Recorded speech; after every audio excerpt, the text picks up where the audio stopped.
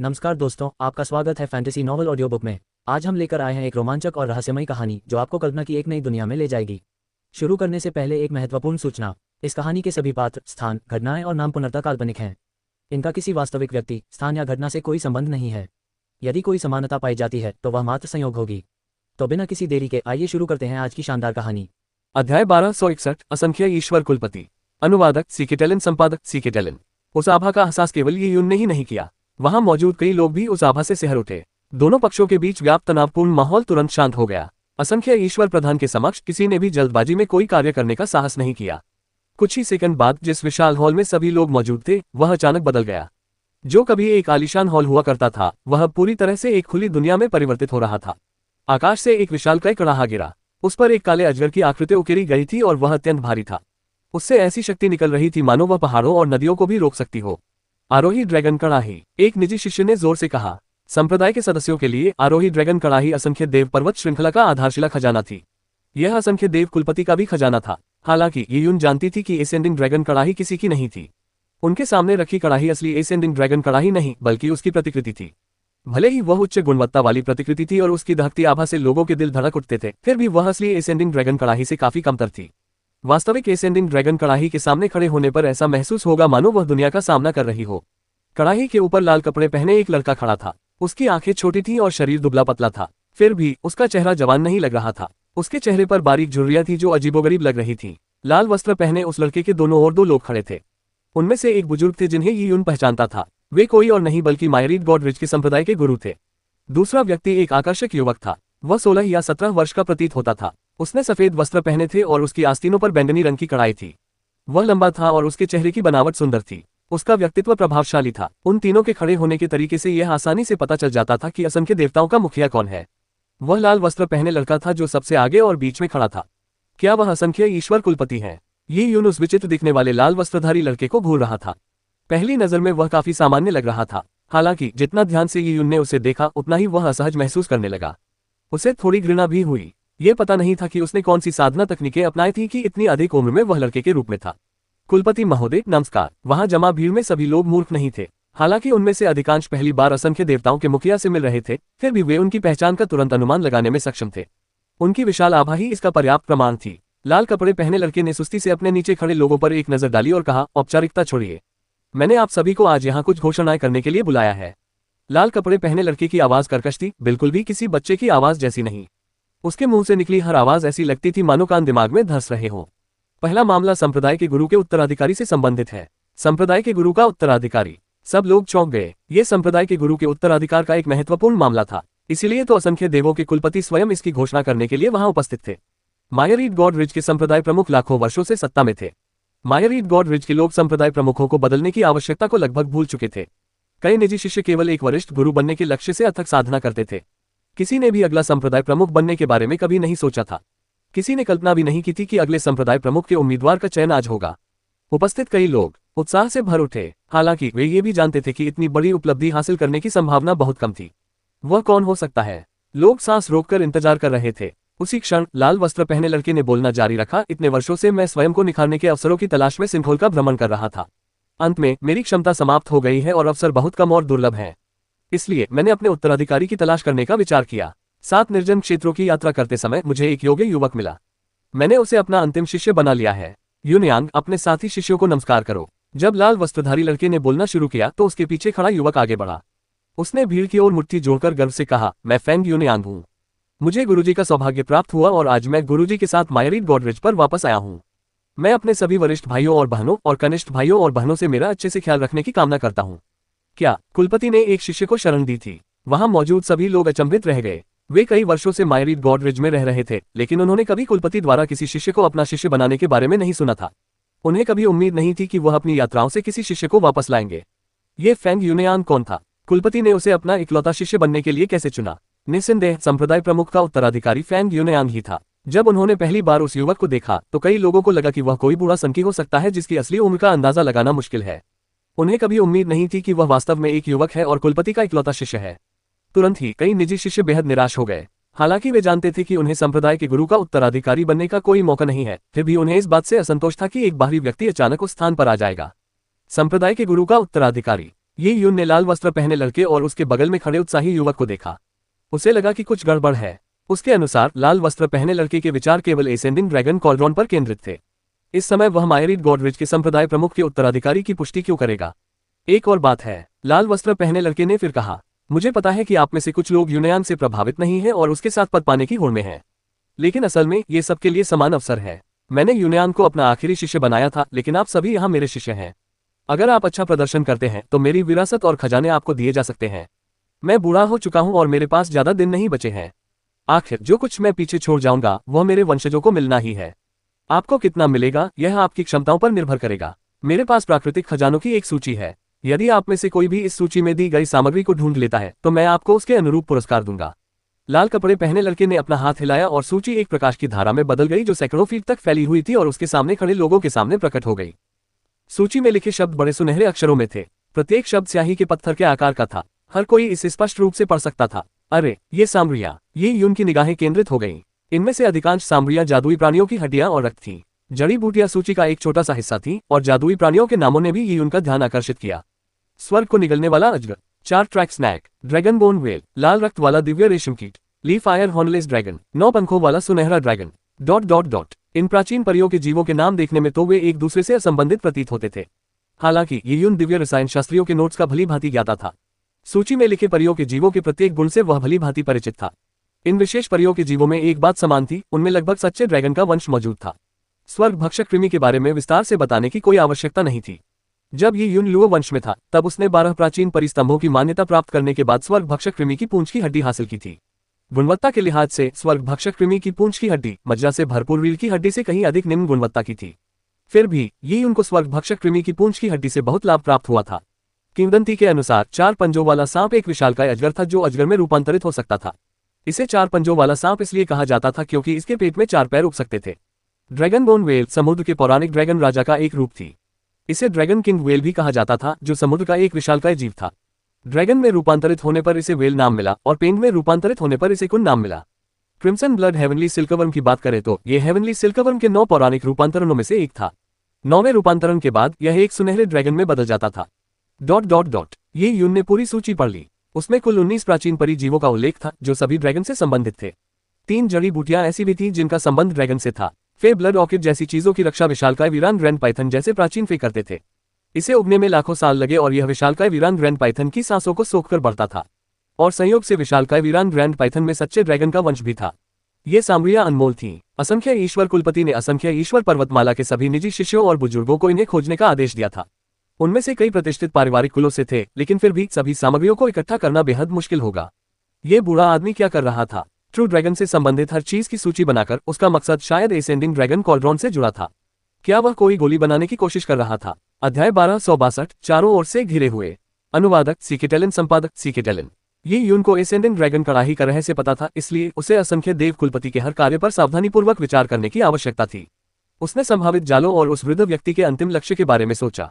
जहां तक लाल कपड़े पहने लड़के की इस बात का सवाल है कि वह अपने जीवन के अंत के करीब है और इस बकवास का कि वह किसी ऐसे व्यक्ति की तलाश कर रहा है जिसे वह अपना उत्तराधिकार सौंप सके, ये यून के लिए इस पर विश्वास करना मूर्खता होगी। उन्हें इस बात का भलीभांति एहसास था कि वह बूढ़ा व्यक्ति कितना महत्वाकांक्षी था। एसेंडिंग ड्रैगन कॉल्ड्रॉन को संभालने के उसके तरीके से इसके संकेत मिलते थे। भला ऐसा व्यक्ति अपने वंशजों के लिए मार्ग प्रशस्त करने के लिए अपना सब कुछ कैसे न्यौछावर कर सकता है? उन्होंने इस शिष्य को अपने साथ ले लिया। उद्धरण चिन्ह। ये यून चुपचाप फैंग यूनयान को देखती रही। उस युवक में शायद कुछ खास बात थी। ये यून के मन में जटिल विचार थे, लेकिन अन्य मायरीड गॉडरिच के शिष्यों ने इस मामले पर विचार नहीं किया। उनके लिए कुलपति का प्रस्ताव उनका सबसे बड़ा अवसर था। परिवार के मुखिया की विरासत एक ऐसी चीज थी जिसका वे लगातार सपना देखते थे। कुलपति, एक निजी शिष्य ने प्रणाम किया। यदि इस सूची में उल्लिखित वस्तुएं प्राप्त हो जाएं, तो क्या आपके असंख्य देवों के नियमावली में साधना करने का अवसर मिलेगा? मायरीड गॉड रिज में मायरीड गॉड मैनुअल प्रसिद्ध था। यह मायरीड गॉड पैट्रियार्क का सर्वोच्च ज्ञान था। आमतौर पर मायरीड गॉड रिज के निजी शिष्यों को ही मायरीड गॉड मैनुअल के पहले 3 खंडों का अध्ययन करने का अवसर मिलता था। शेष 3 खंड केवल संप्रदाय के योगदान बिंदुओं के बदले में ही प्राप्त किए जा सकते थे, जिनकी दरें बहुत अधिक थीं। और मुखिया द्वारा तैयार की गई सूची निस्संदेह योगदान देने का एक शानदार तरीका था। लाल वस्त्र पहने लड़के ने कहा, मायरीड गॉड मैनुअल कुछ भी नहीं है। अगर तुम इन वस्तुओं को इकट्ठा कर लोगे तो न केवल तुम्हें पूरा मायरीड गॉड मैनुअल देखने को मिलेगा, बल्कि मेरी सभी सरणी संरचनाएं, रसायन शास्त्र संबंधी कौशल और लाखों वर्षों से संवारी गई जादुई कलाकृतियां भी तुम्हारी हो जाएंगी। लाल कपड़े पहने लड़के के ये शब्द कहते ही सब लोग बेहद उत्साहित हो गए। उन्होंने अनुमान लगाया कि मुखिया संभवतः किसी अत्यंत महत्वपूर्ण दवा को परिष्कृत कर रहा था, जिसके लिए उसे इतनी भारी कीमत चुकानी पड़ी। उन्हें अपने सामने मौजूद अवसर का लाभ उठाना ही था। अपनी जरूरत की हर चीज खरीदें। एली एक्सप्रेस ऐप खोलें। अपनी जरूरत की हर चीज खरीदें और देखें। अपनी जरूरत की हर चीज खरीदें और देखें। अपनी जरूरत की हर चीज खरीदें। एली एक्सप्रेस ऐप खोलें। जिन पारिवारिक कुलों से वे संबंधित थे, वे लाखों करोड़ों वर्षों से शांत सागर में बसे हुए थे। इन पारिवारिक कुलों की गहरी जड़ों का स्वाभाविक अर्थ था कि उनके बीच गहरे और जटिल संबंध थे। दुर्लभ से दुर्लभ वस्तु को भी खोजने का हमेशा कोई न कोई तरीका होता था। धन्यवाद कुलपति। मेरी यही कामना है कि कुलपति की आयु स्वर्ग और पृथ्वी के समान हो और वे सूर्य और चंद्रमा के समान तेजस्वी हो। सभी ने झुककर प्रणाम किया। लाल वस्त्र पहने लड़के ने हाथ हिलाकर कहा, आप सभी जा सकते हैं। यदि कोई जानकारी हो तो कृपया संप्रदाय प्रमुख को बता दे या यूनियान को सूचित कर दे। फेंग यूनियान को सूचित करें। सभी लोग फेंग यूनियान को मिलीजुली भावनाओं से देख रहे थे। फिलहाल फेंग यूनियान केवल संप्रदाय के गुरु के उत्तराधिकारी थे, लेकिन उनका रुतबा असाधारण था। वे निजी शिष्यों और प्रमुख वरिष्ठों पर अपना प्रभुत्व रखते थे। इसमें कोई संदेह नहीं है कि कुलपति के समर्थन के कारण फेंग यूनियांग मायरीड गॉडरिज में तीसरा सबसे महत्वपूर्ण व्यक्ति बन जाएगा, चाहे अन्य लोग इससे सहमत हो या नहीं।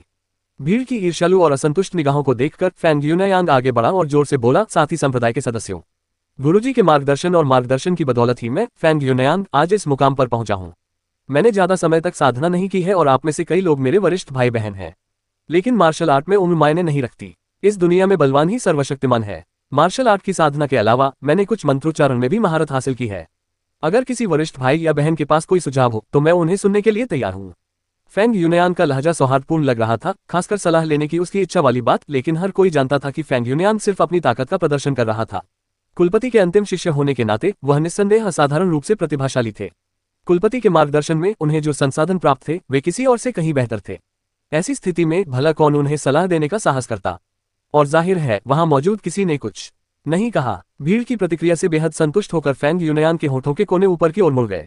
एक बाहरी व्यक्ति होने के नाते वह अचानक संप्रदाय के गुरु का उत्तराधिकारी बन गया था। वह जानता था कि लोग आश्वस्त नहीं थे, लेकिन क्या फर्क पड़ता था। इससे तो पद पर बने रहने का उसका अहंकार और भी बढ़ गया। कांगवू, यह मेरे देवदूत रिज में मेरे भतीजे यूनियान का पहला अनुभव है। कृपया उसे भोजन और आवास में व्यवस्थित होने में मदद करें। मेरे देवदूत रिज के संप्रदाय प्रमुख ने कहा। अपने उत्तराधिकारी की ओर देखते हुए, जो उनका उत्तराधिकारी बनने वाला था, वे मुस्कुराते रहे, लेकिन उनके मन में क्या चल रहा था यह अज्ञात था। जी स्वामी, कैंगवू ने आदेश प्राप्त किया। सभा का समापन हुआ और कुलपति के जाने के बाद सभी लोग हॉल से बाहर निकलने लगे। जब ये यून वहां से निकला तो उसे स्पष्ट रूप से अपने ऊपर केंद्रित हत्या की तीव्र इच्छा का एहसास हुआ। ये हत्या की इच्छा सोंग और झांग परिवार से आ रही थी। कुलपति और संप्रदाय प्रमुख की उपस्थिति में उन्होंने कुछ भी करने की हिम्मत नहीं की, लेकिन इसका मतलब यह नहीं था कि ये यून बच गया था। ये यून ने उनकी अनदेखी की और सनकेन मून टावर लौट आया। अपने साधना कक्ष में प्रवेश करने के बाद उसने मायरीड गॉडरिज संप्रदाय के गुरु की निगरानी से खुद को बचाने के लिए सरणी संरचना को सक्रिय किया। इसके बाद उसने ग्रेट ट्रेवर्सल स्पिरिटशिप और अन्य वस्तुओं को अपने अंतरस्थानिक वलय में रखकर गॉड एडवेंट टावर में रख दिया और उसे सील कर दिया। हालांकि ये यून के लिए अपनी अंतरस्थानिक अंगूठी को जांच के लिए झांग और सोन परिवार को सौंपना असंभव था, फिर भी संदिग्ध वस्तुओं को छिपा देना ही सबसे अच्छा था। ये सब पूरा करने के बाद ये यून साधना में लीन हो गया। मायरीड गॉडरिज में वह ऐसी स्थिति का सामना कर रहा था जिसे चारों ओर से घिरे होने के रूप में वर्णित किया जा सकता है। ये यून पहले ही समझ गया था कि इस एंडिंग ड्रैगन कड़ाही को जागृत करने में अपनी विफलता के कारण संप्रदाय के गुरु ने उसे कोई महत्व नहीं दिया। सोंग और झांग परिवार को शक था कि झांग वुचेन और सोंग बोवेन की हत्या के लिए वही जिम्मेदार था, इसलिए वह एक गंभीर स्थिति में फंस गया था। अब उसे हर अवसर का लाभ उठाकर साधना करनी थी और बूढ़े सांप की कार्रवाई का इंतजार करना था। फिर वह उसके साथ मिलकर अंदर और बाहर से समन्वित हमला कर सकता था। उसी क्षण साधना कक्ष के बाहर से किंगवन की ओर से एक स्वर संदेश आया। युवा स्वामी, जल्दी बाहर आइए, यहाँ कोई आपसे बात करने आया है। ओह, ये यून ने अपनी भौहें ऊपर उठाई। आमतौर पर दुआनमु किंगवन साधना कक्ष में प्रवेश करने के बाद उसे परेशान नहीं करती थी। क्या ऐसा हो सकता है कि झांग और सोन परिवार उसके लिए यहाँ आए हो? उसने साधना कक्ष की सरणी को निष्क्रिय कर दिया और बाहर निकल गया। बाहर निकलते ही उसने देखा कि कुछ लोग दरबारी की वर्दी पहने हुए बाहर खड़े हैं। समूह का नेतृत्व करने वाला व्यक्ति मूंछों वाला अधेड़ उम्र का आदमी था। अपनी पतली मूंछों के कारण वह किसी दुकान के मैनेजर जैसा लग रहा था। उसकी साधना का स्तर उच्च नहीं था, लेकिन उसकी मुस्कान से ऐसा प्रतीत नहीं होता था कि वह झांग या सोन परिवार से है। मूंछों वाले अधेड़ उम्र के व्यक्ति ने ही उनको झुककर प्रणाम किया, जो स्पष्ट रूप से एक औपचारिकता थी। उन्होंने कहा, युवा स्वामी जी, मैं आपको एक संदेश देने आया हूँ। यदि संभव हो तो क्या आप जल्द से जल्द सनकेन मून टावर खाली कर देंगे? ओह, ये यून ने भौहें चढ़ा ली। क्या? मूंछों वाले अधेड़ उम्र के व्यक्ति ने शर्मिंदा होकर अपने हाथ मलते हुए कहा, मैं तो बस आदेशों का पालन कर रहा हूँ। कुछ देर पहले संप्रदाय के गुरु ने लॉर्ड कांगवू को सूचित किया था कि सनकेन मून टावर को यंग मास्टर यूनियान के निवास के रूप में आवंटित किया जाए। लॉर्ड कांगवू ने बताया था कि पूरे निजी शिष्य क्षेत्र में सबसे अच्छा निवास सनकेन मून टावर है और उन्होंने यंग मास्टर फेंग से पूछा था कि क्या वे यहाँ रहना चाहेंगे। यंग मास्टर फैंग ने हाँ में सिर हिलाया, इसलिए लॉर्ड कांगवू ने उनके निवास के लिए यही व्यवस्था की है। उसने मुझे यहाँ आने का आदेश दिया है और मैं कुछ नहीं कर सकता। मैं सिनकेन मून टॉवर की हूबहू नकल भी नहीं बना सकता। क्या आपको लगता है आप यहाँ से चले जाकर मेरे लिए काम आसान कर सकते हैं? मूंछों वाले अधेड़ उम्र के व्यक्ति ने मुस्कुराते हुए आखिरी बात कही। हालांकि वह विनम्रता से मुस्कुरा रहा था, ये यून समझ गई कि उसकी मुस्कान में एक तरह का उपहास छिपा था। ऐसा लगता है कि कैंग वू ने उसे कुछ बातों की जानकारी दे दी थी। वह ये भी जानता था कि यद्यपि वह अभी भी संप्रदाय गुरु का शिष्य था, लेकिन अब उसे संप्रदाय गुरु से कोई विशेष लाभ नहीं मिलने वाला था। अध्याय 1263 असंख्य देवों का युवराज। अनुवादक सीकेटेलन, संपादक सीकेटेलन। क्या कहते हो यंग मास्टर ही? अगर आपको ठीक लगे तो अभी चले जाइए। मैंने यंग मास्टर ही के लिए मदद का इंतजाम कर लिया है। ये लोग आपको ले जाने में मदद करेंगे। यंग मास्टर ही, आपको इतनी परेशानी देने के लिए मुझे बहुत खेद है। जब ये यून को न हिलते देख उसने पतली मूंछों वाले अधेड़ उम्र के आदमी से विनम्रतापूर्वक विनती की। ये यून ने अपनी आंखें सिकोड़ लीं। आप चाहते हैं कि मैं कहाँ जाऊं? उस बारे में अधेड़ उम्र के व्यक्ति थोड़े परेशान दिखे। प्रभु कांगवू ने मुझे आपको किसी विशेष स्थान पर स्थानांतरित करने का निर्देश नहीं दिया है। आप जानते हैं इस समय निजी शिक्षक क्षेत्र में आवासों की भारी कमी है। युवा स्वामी ही, आप पहले ईस्ट बॉक्स बिल्डिंग में क्यों नहीं चले जाते? हम बाद में आपके निवास के लिए आगे की व्यवस्था कर लेंगे। अधेड़ उम्र के व्यक्ति की बातें सुनकर ये यून हंस पड़ा। वह ईस्ट बॉक्स बिल्डिंग के बारे में जानता था। ये निजी शिष्यों का निवास स्थान नहीं था, बल्कि वह जगह थी जहां उनकी सेवा करने वाले प्रबंधक और भिक्षु रहते थे। ये बेतुका दावा भी किया गया कि निजी शिष्यों के क्षेत्र में आवासों की कमी है। केवल झांग वुचेन और सोन बोवेन की मृत्यु से ही 2 स्थान खाली हो जाने चाहिए थे। ये सब संभवतः कैंग वू द्वारा आयोजित किया गया था। उसे संभवतः झांग और सोन परिवार से लाभ प्राप्त हुआ था। ईस्ट बॉक्स बिल्डिंग बुरी नहीं है। अगर आप चाहते हैं कि मैं वहां रहने लगूं तो ठीक है। हालांकि मेरे पास काफी सारा सामान है। कांग वू से कहिए कि वह मेरा सामान पैक करने में मदद करे। इतना कहकर ये यून जाने के लिए मुड़ गया। हालांकि उसे सिनकेन मून टावर से कोई खास लगाव नहीं था, लेकिन वहां से निकाले जाने और वहां रहने की अनुमति न मिलने में बिल्कुल अंतर था। ये यून की बातें सुनकर अधेड़ उम्र का आदमी दंग रह गया। उसने कभी उम्मीद नहीं की थी कि ये यून इतनी साहसी बात कहेगा। क्या वह खुद कांग वू को यहाँ बुलाएगा? कैंग वू किस प्रकार के व्यक्ति थे? मायरीड गॉडरिच संप्रदाय के गुरु के सबसे वरिष्ठ शिष्य होने के नाते उनकी साधना का स्तर सर्वोच्च था। उनका दर्जा असाधारण था। उनका हर निजी शिष्य उन्हें देखकर आदरपूर्वक झुकता और उन्हें मार्शल अंकल कहकर अभिवादन करता। ये यून भला कौन होता है जो वह कांग वू को खुद आकर उसे वहां से हटने के लिए कहने की हिम्मत कर रहा था? भले ही उसने संप्रदाय के गुरु का स्नेह न खोया हो, फिर भी वह कांग वू के बराबर तो बिल्कुल भी नहीं था। युवा स्वामी जी, मेरे लिए मुश्किलें खड़ी करने का क्या मतलब है? मैं तो बस एक सेवक हूँ। अगर आप इतने सक्षम हैं तो सीधे लॉर्ड कांग वू और युवा संप्रदाय प्रमुख फैंग के पास जाकर उनसे कहिए।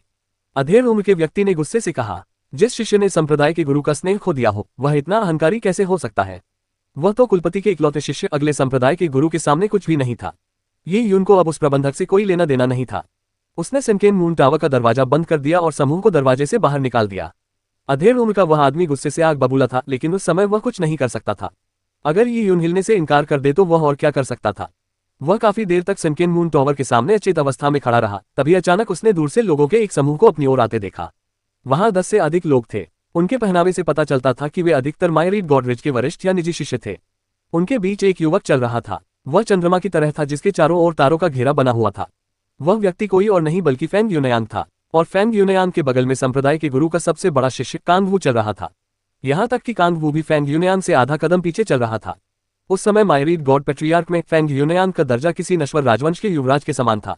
उनका दर्जा केवल पेट्रियार्क और वर्तमान संप्रदाय प्रमुख के बाद दूसरे स्थान पर था।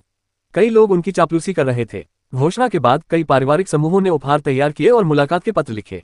उन सभी ने फैंग यूनयान से मिलने का समय निर्धारित करने की योजना बनाई। इन प्राचीन पारिवारिक कुलों के लिए फैंग यूनयान अगले संप्रदाय प्रमुख के रूप में एक ऐसा व्यक्ति था जिसके साथ उन्हें हर हाल में अच्छे संबंध स्थापित करने थे। कोई भी समझदार व्यक्ति यह समझ सकता था कि वर्तमान संप्रदाय प्रमुख का समय निकट था। इसके अलावा कुलपति ने कहा था कि उनके दिन गिने चुने हैं। इसका सीधा अर्थ ये था कि फैंग यूनयान भविष्य में मायरीड गॉडरिच के एकमात्र प्रमुख बनेंगे। भला ऐसे व्यक्ति को नाराज करने की हिम्मत कौन करेगा? हालांकि हर कोई परिस्थितियों को समझ नहीं पाया। कुछ अदूरदर्शी लोग भी थे जो फैंग यूनयान की बातों से सहमत नहीं थे। इससे पहले फैंग यूनयान ने मार्शल आर्ट और युद्ध संरचना में अपनी सूक्ष्म उपलब्धियों का जिक्र किया था। उन्होंने सभी वरिष्ठ भाइयों और बहनों से सलाह लेने का स्वागत किया था। यह फैंग यूनयान का अपनी सत्ता स्थापित करने का एक तरीका था, लेकिन 2 युवा और उत्साही निजी शिष्यों का मानना था कि यह सब वास्तविक था। उनका मानना था कि उनमें असाधारण प्रतिभा है। उन्हें लगता था कि अगर वे फैंग यूनयान को हरा देते हैं तो उन्हें कुलपति का ध्यान मिलेगा और वे उनके अंतिम शिष्य के रूप में उनका स्थान ले सकेंगे। ऐसे में उनकी तरक्की बहुत तेजी से होगी और वे संप्रदाय के गुरु के उत्तराधिकारी बन जाएंगे। हालांकि सपने खूबसूरत होते हैं, लेकिन हकीकत बेहद क्रूर होती है। जब वे फैंग यूनयान को सलाह देने गए तो उसने उन्हें 3 ही वार में हरा दिया। फैंग यूनयान अपने हमलों में बेहद निर्दयी था। उनमें से एक को इतना पीटा गया कि वह लगभग मरणासन हो गया। दूसरा लगभग अपंग हो गया। वे लगभग 1 साल तक बिस्तर पर पड़े रहेंगे और बहुमूल्य जड़ी बूटियों की भारी मात्रा का उपयोग किए बिना उनके ठीक होने की कोई उम्मीद नहीं थी। इस तरह के कृत्य ने कई लोगों को दबे छिपे रूप से चिंतित कर दिया। फेंग यूनयांग निश्चित रूप से उतना सौम्य नहीं था जितना वह दिखता था। उन्हें अच्छी तरह पता था कि उन्हें चुनौती देने वाले दोनों उनके मुकाबले के नहीं थे, फिर भी उन्होंने उन्हें चुनौती अनुबंध पर हस्ताक्षर करने के लिए उकसाया। वे मायाई देव मंच पर गए, इसलिए अगर उनकी जान भी चली जाती तो भी उन्हें दोष नहीं दिया जा सकता था। आखिर तलवारें किसी के साथ भेदभाव नहीं करती। लोगों को पता था कि फेंग यूनयांग अन्य दो को चोट पहुंचाए बिना आसानी से जीत हासिल कर सकता था। फिर भी उसने जानबूझकर उनके दांतियानों को बुरी तरह घायल कर दिया। ऐसा विचार केवल एक अत्यंत क्रूर व्यक्ति के मन में ही आ सकता है। दरअसल ये संप्रदाय के नियमों का उल्लंघन था, लेकिन किसी ने इस मुद्दे को नहीं उठाया। फेंग यूनयांग की प्रतिष्ठा को देखते हुए लोग उनकी चापलूसी करने के लिए उत्सुक थे। भला कौन इतना मूर्ख होगा कि उन्हें नाराज करे। इसके लिए सिर्फ वे दो लोग ही दोषी थे जिन्हें कुछ पता नहीं था। वे अपनी महानता के सपनों में इतने भोले थे। युवा संप्रदाय के गुरु सचमुच उस तरह के प्रतिभाशाली व्यक्ति हैं जो शांत सागर में 10,000 वर्षों में एक बार भी प्रकट नहीं होते। असंख्य देव मंच पर युवा संप्रदाय के गुरु का वीर भाव देखना सचमुच हृदयस्पर्शी था। एक बुजुर्ग व्यक्ति फेंग यूनयांग की प्रशंसा करते हुए बेहद खुश नजर आ रहे थे। उनके चेहरे की झुर्रियां इतनी सटी हुई थी कि मानो किसी मक्खी को भी कुचलकर मार डालने के लिए काफी थी।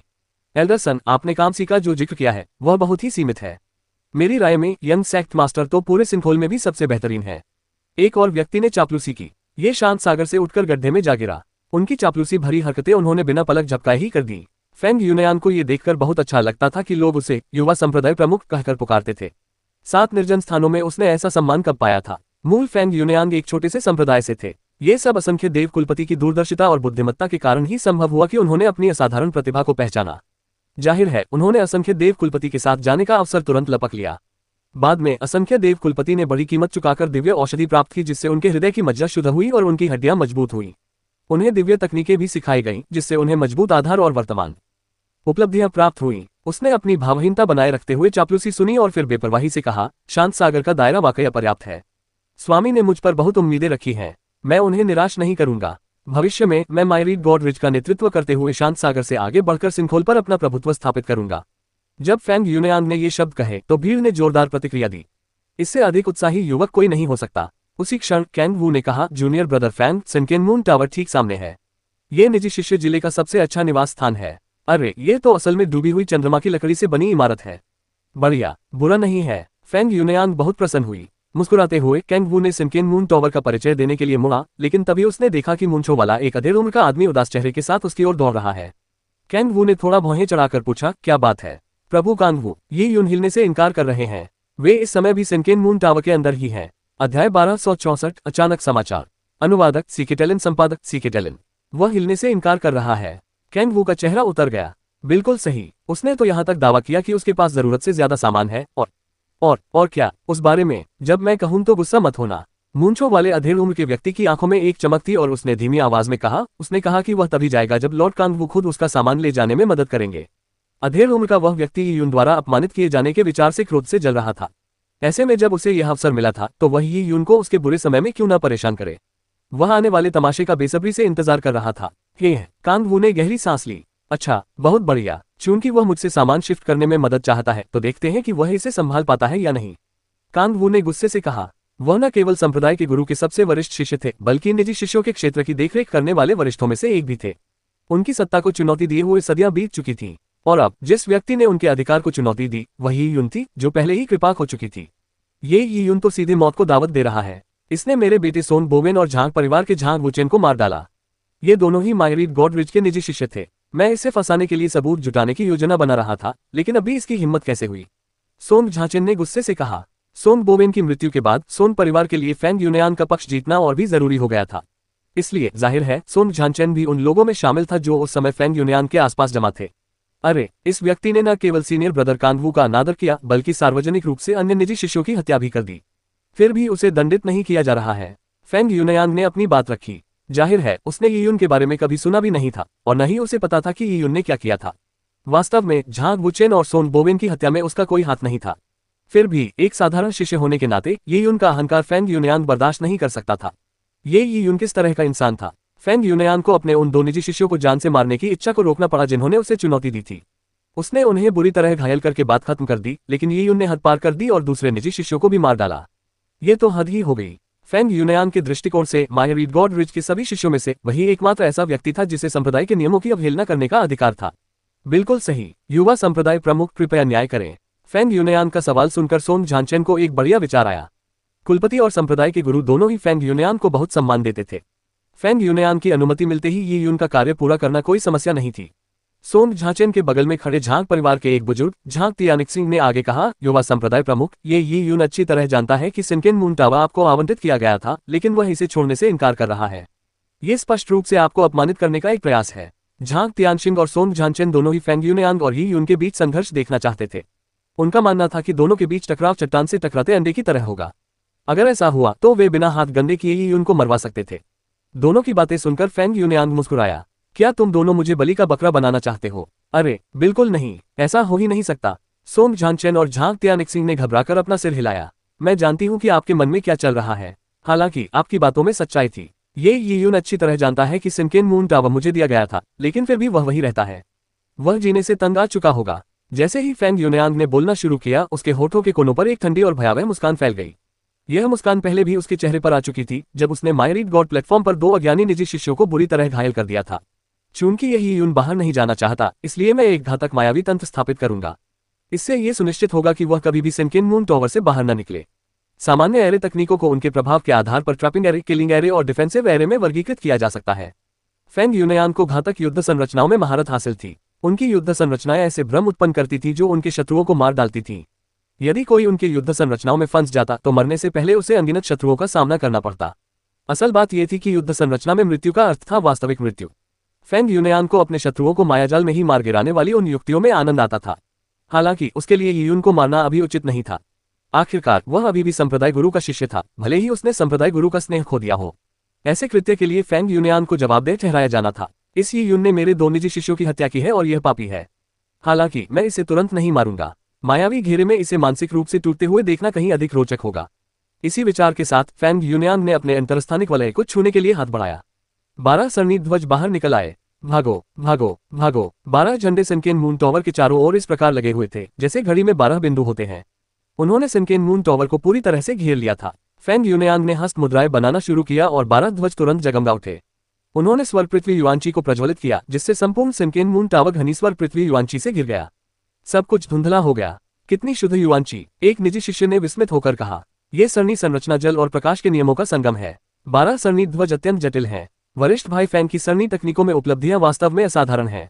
एक अन्य व्यक्ति ने भी यही बात दोहराई। यह महज बड़ा चढ़ाकर की गई प्रशंसा नहीं थी, बल्कि वास्तव में वह सरनी संरचना अद्भुत थी। फेंग यूनयांग मुस्कुराए। 12 ध्वज पंक्तियां प्राचीन खंडहर में स्थित असंख्य देव कुलपति द्वारा प्राप्त की गई थीं। उन्होंने फेंग यूनयांग को सौंपने से पहले कई वर्षों तक इस सरनी को परिष्कृत किया था। भला ये जटिल क्यों न हो? बेशक फेंग यूनयांग ने इसका जिक्र नहीं किया। उन्होंने कहा, इस सरनी संरचना का नाम है मायावी मार्ग के 12 द्वार। स्वर्ग पृथ्वी युआंची इस सरनी संरचना में माया की एक श्रृंखला बनाएगी। अब जब सरनी संरचना सक्रिय हो गई है तो यून एक अंतहीन युद्ध में फंस जाएगा।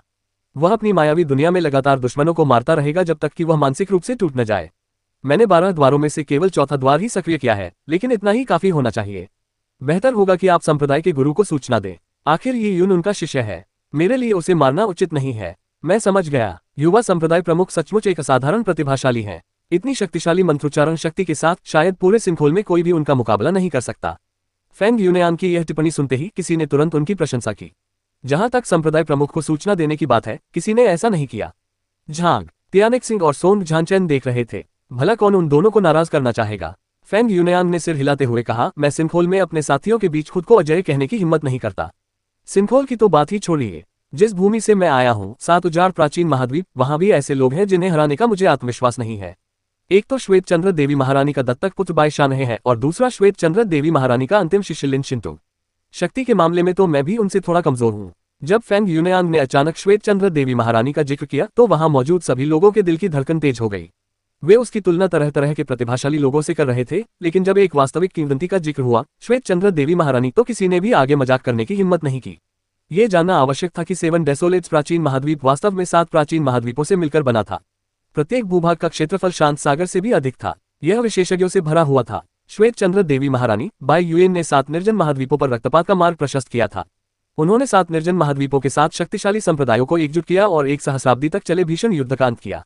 अंततः उन्होंने श्वेत चंद्र दिव्य साम्राज्य की स्थापना की और तब से उस पर शासन कर रही हैं। शांत सागर में श्वेत चंद्र देवी महारानी का नाम मात्र ही अन्य लोगों को श्रद्धा से भर देता था। एक बुजुर्ग ने रूखी हंसी हंसते हुए कहा, श्वेत चंद्र देवी महारानी के शिष्यों को जो संसाधन प्राप्त है उनकी तुलना सामान्य संप्रदायों से नहीं की जा सकती। यहाँ तक कि असंख्य देव पर्वत श्रृंखला भी श्वेत चंद्र दिव्य साम्राज्य से कहीं अधिक हीन है। युवा संप्रदाय प्रमुख, हमारे असंख्य देव पर्वत श्रृंखला से ऐसी उपलब्धियां प्राप्त करना जो आपको बाईशान है और लिन शिंटो के समकक्ष बनाती हैं, यह अपने आप में गर्व की बात है। बिल्कुल सही, युवा संप्रदाय प्रमुख एक प्रतिभाशाली व्यक्ति हैं, फिर भी वे इतने विनम्र बने हुए हैं। यह एक दुर्लभ दृश्य है। जब लोग फैंग यूनियान की चापलूसी कर रहे थे तभी सिनकेन मून टावर को घेरने वाली सुरक्षा घेरा अचानक हिल गया। बूम! जैसे ही सिनकेन मून टावर का दरवाजा खुला, युआनची कांपने लगी। बैंगनी रंग के वस्त्र पहने ही यून बाहर आया। उसकी भौहें तलवार की तरह तन गईं और उसकी निगाहें तेज धार वाली हो गईं। इससे लोगों के दिल धड़कने लगे। ये यून ने फैंग यूनियान के बारे में ज्यादा नहीं सोचा था, लेकिन फैंग यूनियान ने एक ऐसा नाम लिया जिससे उसका दिल हिल गया। उसने श्वेत चंद्र देवी महारानी के आखिरी शिष्य लिन शिंटो का जिक्र किया था। तुमने अभी क्या कहा? तुमने किसके सामने अपनी ताकत को कमतर बताया? ये यून की आवाज बुलंद और स्पष्ट थी, जो मायावी मार्ग के 12 द्वारों को चीरते हुए सभी के कानों तक स्पष्ट रूप से पहुंची। पल भर में वहां मौजूद सभी लोग अचंभित रह गए। क्या मायावी मार्ग के 12 द्वार पहले से ही सक्रिय नहीं हो चुके थे? ये यून को तो मायावी दुनिया में खो जाना चाहिए था, लगभग अपनी आत्मा के सागर के दहने की कगार पर होना चाहिए था। लेकिन वह न केवल रियलपिन से बाहर चला गया, बल्कि उसने उनकी बातचीत भी सुन ली थी। उसने तो बाहर खड़े लोगों से बात करने के लिए दरवाजा भी खोल दिया था। क्या ऐसा हो सकता है कि एरे सक्रिय ही न हुआ हो? एक अचंभित निजी शिष्य ने पूछा। वे सभी फैंग यूनियान की ओर देख रहे थे, जिसका चेहरा पीला पड़ रहा था। वह बेहद बदसूरत लग रहा था। ये कैसे संभव हो सकता है? उसे हमेशा से मायावी दाव के 12 द्वारों पर गर्व था, लेकिन ये उनके सामने ये पूरी तरह से बेअसर साबित हुआ। यह एक विशाल तंत्र था जो असंख्य देव कुलपति ने उसे विरासत में दिया था। हालांकि वह मायावी दाव के 12 द्वारों की शक्ति का केवल एक छोटा सा हिस्सा ही इस्तेमाल कर सकता था, लेकिन यह निश्चित रूप से ऐसी चीज नहीं थी जिसे दाव महल के योद्धा को सहन करना चाहिए था। मैं आपसे एक सवाल पूछ रहा हूँ, क्या आप बहरे हैं? ये यून ने तीखी आवाज में चिल्लाया। लिन शिंटो के बारे में खबर सुनकर वह स्वाभाविक रूप से चिंतित था। आलोचना सुनकर फैंग यूनियान थोड़ा स्तब्ध रह गया। हालांकि उसने तुरंत गुस्से से प्रतिक्रिया दी। लगता है मैंने तुम्हें कम आंका था। तुम्हारा किसी संयोगवश ही ऐसा प्रभाव पड़ा होगा जिसकी वजह से तुम्हारी आत्मा तुम्हारे क्षेत्र के अधिकांश योद्धाओं से कहीं अधिक शक्तिशाली है। इसी कारण तुम मेरे मायावी कवच का सामना कर पाए। कोई बात नहीं, मैंने 12 द्वारों में से केवल पहले 4 ही सक्रिय किए हैं। अब मैं सभी 12 द्वारों को सक्रिय करूंगा और तुम्हारी आत्मा निकाल लूंगा। जैसे ही फैंग यूनियांग ने बोलना शुरू किया, उनके हाथ हिलने लगे और उन्होंने हस्त मुद्राएं बनाई।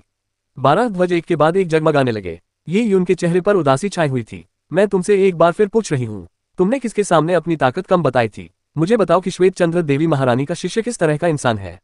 ये यून की आवाज में पहले से ही जानलेवा इरादा झलक रहा था। लेकिन उस समय फैंग यूनियान को उसकी बातों पर ध्यान देने की क्या जरूरत थी? उसने अपनी युआनची को अधिकतम स्तर तक एकत्रित कर लिया था। भ्रम के 12 द्वार, समस्त जीवन का विनाश। फैंग यूनियान उछलकर ऊपर से नीचे देखने लगा। उसने मायावी दाव के 12 द्वारों की सबसे शक्तिशाली चाल का प्रयोग किया था। 12 ध्वजों ने मिलकर विनाशकारी शक्ति की एक लहर उत्पन्न की, जिसका उद्देश्य ये यून की आत्मा को नष्ट करना था। उस क्षण ये यून इसे और सहन नहीं कर सका। उसने इशारा करते हुए अपना हाथ बढ़ाया और मिराज स्नो तलवार उसकी हथेली में प्रकट हो गई। हुआन चेनिक्सू ने पहले ही बताया था कि मिराज स्नो के स्वरूप में बहुत बड़े बदलाव हुए हैं। कोई भी इसके मूल को नहीं पहचान सकता था, इसलिए ये यून इसे बेझिझक इस्तेमाल कर सकता था। मिराज स्नो के प्रकट होते ही आसपास का वातावरण पूरी तरह बदल गया। असहनीय ठंड हो गई। उसी समय प्रचंड विधर्मी देवता अग्निबीज ने मृगजल हिम को और भी शक्तिशाली बना दिया। अत्यधिक गर्म और ठंडे के मिश्रण के साथ साथ यिन और यांग के नियमों की यून की समझ ने इन दोनों शक्तियों को आपस में समेट लिया, जिससे एक असाधारण शक्ति का सृजन हुआ। वाह! तलवार की नोक से एक ठंडी किरण निकली जो शून्य को चीरते हुए मायावी दाव के 12 द्वारों पर जा टकराए। तलवार की तेज किरण अदम्य थी। जैसे ही वह सरनी के संपर्क में आई, उसने उसे तुरंत चीर डाला।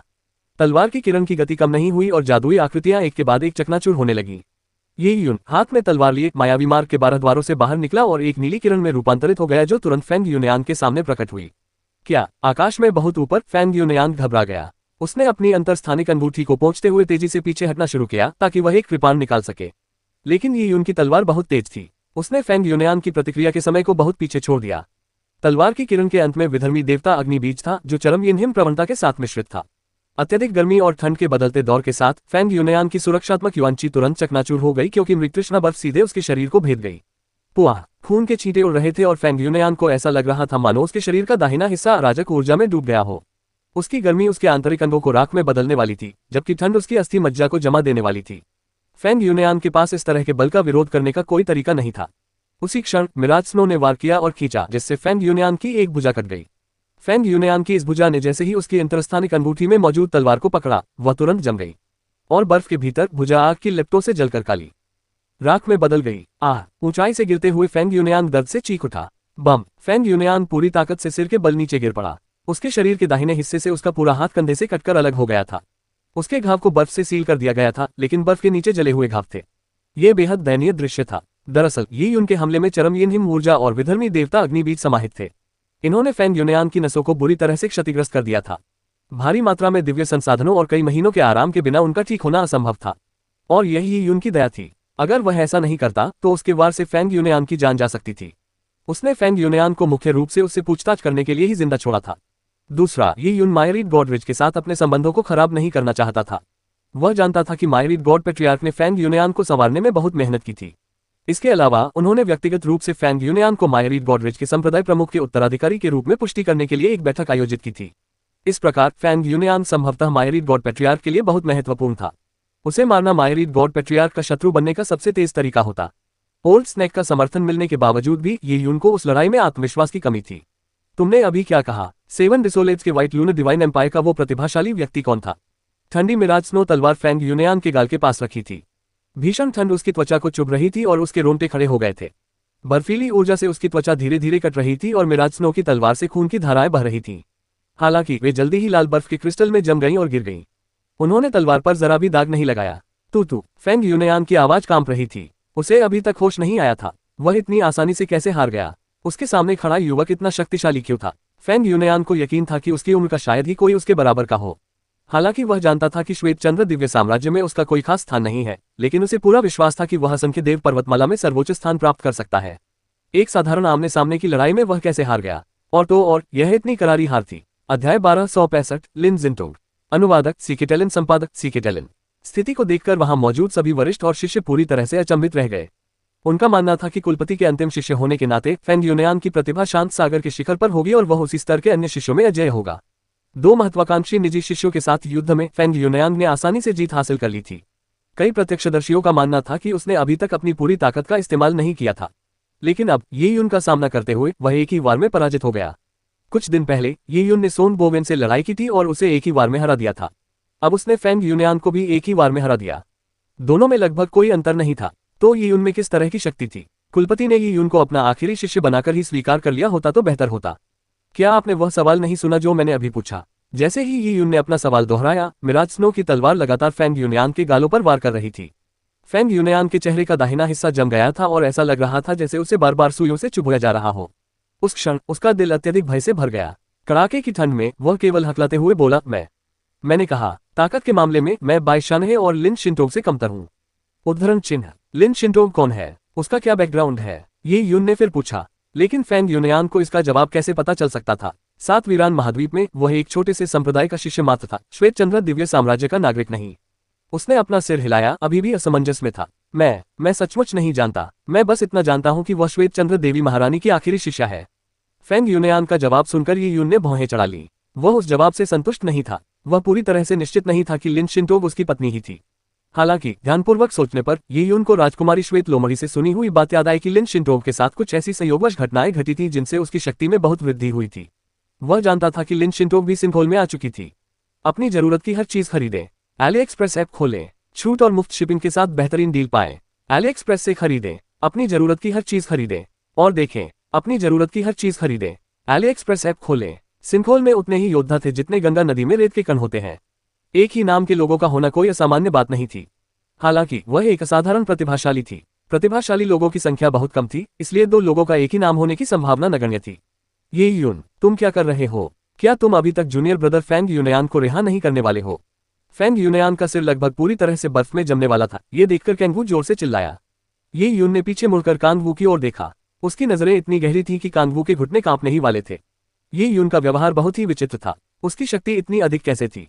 फैंग यूनयान तो पहले से ही 4 मंजिला दाव महल का योद्धा था और उसमें असाधारण प्रतिभा थी। अगर ये यून उसे इतनी आसानी से हरा सकता था तो क्या इसका मतलब यह नहीं था कि उसकी शक्ति सर्वोच्च योद्धा के स्तर के करीब थी? इस विचार ने कांगवू को चिंतित कर दिया। अगर ऐसा था तो क्या संप्रदाय के गुरु ये यून को अपना अंतिम शिष्य नहीं बनाना चाहेंगे? क्या यह संभव भी हो सकता है कि वह एक दिन मायरीड गॉडरिच के संप्रदाय के गुरु बन जाएं? कैंगवू अकेला ऐसा नहीं था जिसके मन में यह विचार आया हो।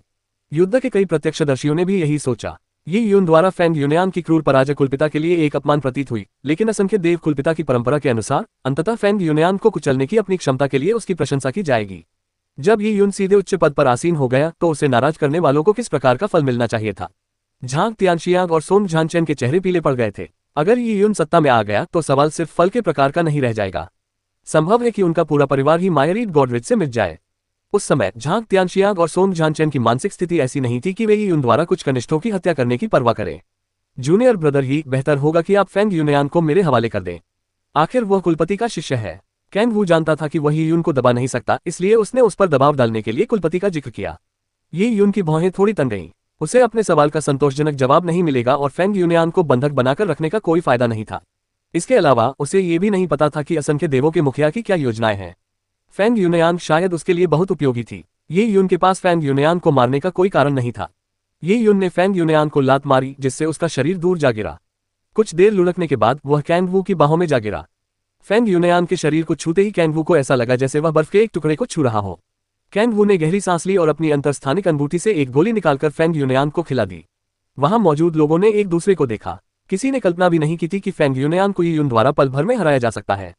युवा स्वामी यी, कृपया मेरे द्वारा आपको पहुंचाई गई किसी भी प्रकार की ठेस को दिल पर न लें। युवा मास्टर यी ने आज सचमुच मेरी आंखें खोल दी। मैं सोचता था कि फेंग यूनयान इस दुनिया का एक दुर्लभ प्रतिभाशाली व्यक्ति है, लेकिन कौन जानता था कि युवा मास्टर यी वास्तव में एक असाधारण प्रतिभा के धनी हैं जो सिंखोल को भी मात देते हैं। कई लोगों ने बड़ी शर्मिंदगी के साथ ऐसी बातें कहीं। वे यी यून के मन में उनके बारे में जो भी धारणा थी उसे सुधारने की पूरी कोशिश कर रहे थे। उस पल उन्हें ऐसा लगा जैसे उन्होंने कोई मक्खी निगल ली हो। आखिर हुआ क्या? कुछ उत्साही लोग सिनकेन मून टावर को फेंग यूनयान को सौंपे जाने के लिए आए थे, लेकिन पलक झपकते ही फेंग यूनयान की जमकर पिटाई हो गई। अब फेंग यूनयान की बदकिस्मती का दोष उन पर भी आ गया था। चलो चलते हैं संप्रदाय के गुरु के पास। कैंग वू बेहद उदास था। वह एक अभिमानी व्यक्ति था और उसने आत्मविश्वास से ही उनके खिलाफ कई तरह से साजिशें रची थी। अब उसके लिए यी यून से कुछ भी अच्छा कहना नामुमकिन था। वह बस जितनी जल्दी हो सके वहां से निकल जाना चाहता था। लोगों का वह समूह धूम दबाकर चला गया। यी यून स्वाभाविक रूप से सिनकेन मून टावर में ही रहा और किसी ने भी उसे दोबारा बाहर जाने के लिए कहने की हिम्मत नहीं की। 15 मिनट बाद एक अंधेरे हॉल में युआनची के चारों ओर व्याप्त ऊर्जा से युक्त आरोही ड्रैगन कड़ाही हॉल के बीचों बीच एक जलती हुई काली लो की तरह खड़ी थी। लाल वस्त्र पहने एक लड़का एसेंडिंग ड्रैगन कड़ाही के सामने खड़ा था। उसकी पीठ दरवाजे की ओर थी और उसके पीछे धूसर कमीज पहने एक बुजुर्ग व्यक्ति था जो मायरीड गॉडरिच का संप्रदाय प्रमुख था। महामहिम फेंग यूनयान को यी यून ने हरा दिया है। इसके अलावा उसका एक हाथ काट दिया गया है। कटे हुए हाथ को बर्फीली ऊर्जा से सील कर दिया गया है और काली ज्वालाओं से जला दिया गया है। उसके हाथ को फिर से जोड़ना असंभव नहीं है, लेकिन इसमें बहुत समय और प्राकृतिक जड़ी बूटियों की आवश्यकता होगी। मुझे इसके बारे में पता है, लाल कपड़े पहने लड़के ने भारी स्वर में कहा। उसकी आवाज हमेशा की तरह कर्कश थी। कितना निकम्मा मूर्ख है। उसमें बस थोड़ी बहुत प्रतिभा है और उसकी वर्तमान ताकत तो बस उन तमाम संसाधनों का नतीजा है जो मैंने उस पर खर्च किए हैं। फिर भी वह इस पर घमंड करता है और खुद को बहुत ऊंचा समझता है। उसकी मूर्खता सचमुच बेमिसाल है। फेंग यूनयान का नाम सुनते ही लाल वस्त्र पहने लड़के के चेहरे पर घृणा का भाव आ गया। अगर उसके शिष्य का कोई बड़ा उद्देश्य न होता तो वह भी उसे पीट पीट कर मार डालता। हम उस यी यून का क्या करें? वह सचमुच घमंडी है। पहले उसने सोन बोवेन और झांग वुचेन, दो निजी शिष्यों को मार डाला। अब उसने फेंग यूनयान को बुरी तरह घायल कर दिया है, जिससे हमारे मायरीड गॉडरिच के नियमों का घोर उल्लंघन हुआ है। अगर हम उससे नहीं निपटे तो उसकी हालत और भी बदतर होती जाएगी। लेकिन साथ ही उसकी प्रतिभा मैंने अपने जीवन में अब तक देखी सबसे उच्च कोटि की है। मुझे समझ नहीं आ रहा कि उससे कैसे निपटा जाए। जब ये यून का जिक्र हुआ तो लाल कपड़े पहने लड़के ने एक दुर्लभ भौहें चढ़ाई। उसकी नजर में ये यून एक अथाह जलराशि की तरह था। वह बिल्कुल भी एक युवक जैसा नहीं दिखता था। चूंकि ये यून ने एसेंडिंग ड्रैगन कॉल्ड्रॉन के भीतर ड्रैगन सोल को जागृत कर दिया है, इसलिए उसका वंश अपेक्षाकृत शुद्ध होना चाहिए। अभी उसे अकेला छोड़ दो। उसकी हर हरकत पर सावधानीपूर्वक नजर रखो। मैं नहीं चाहता कि आखिरी क्षण में कोई अप्रिय घटना घटित हो।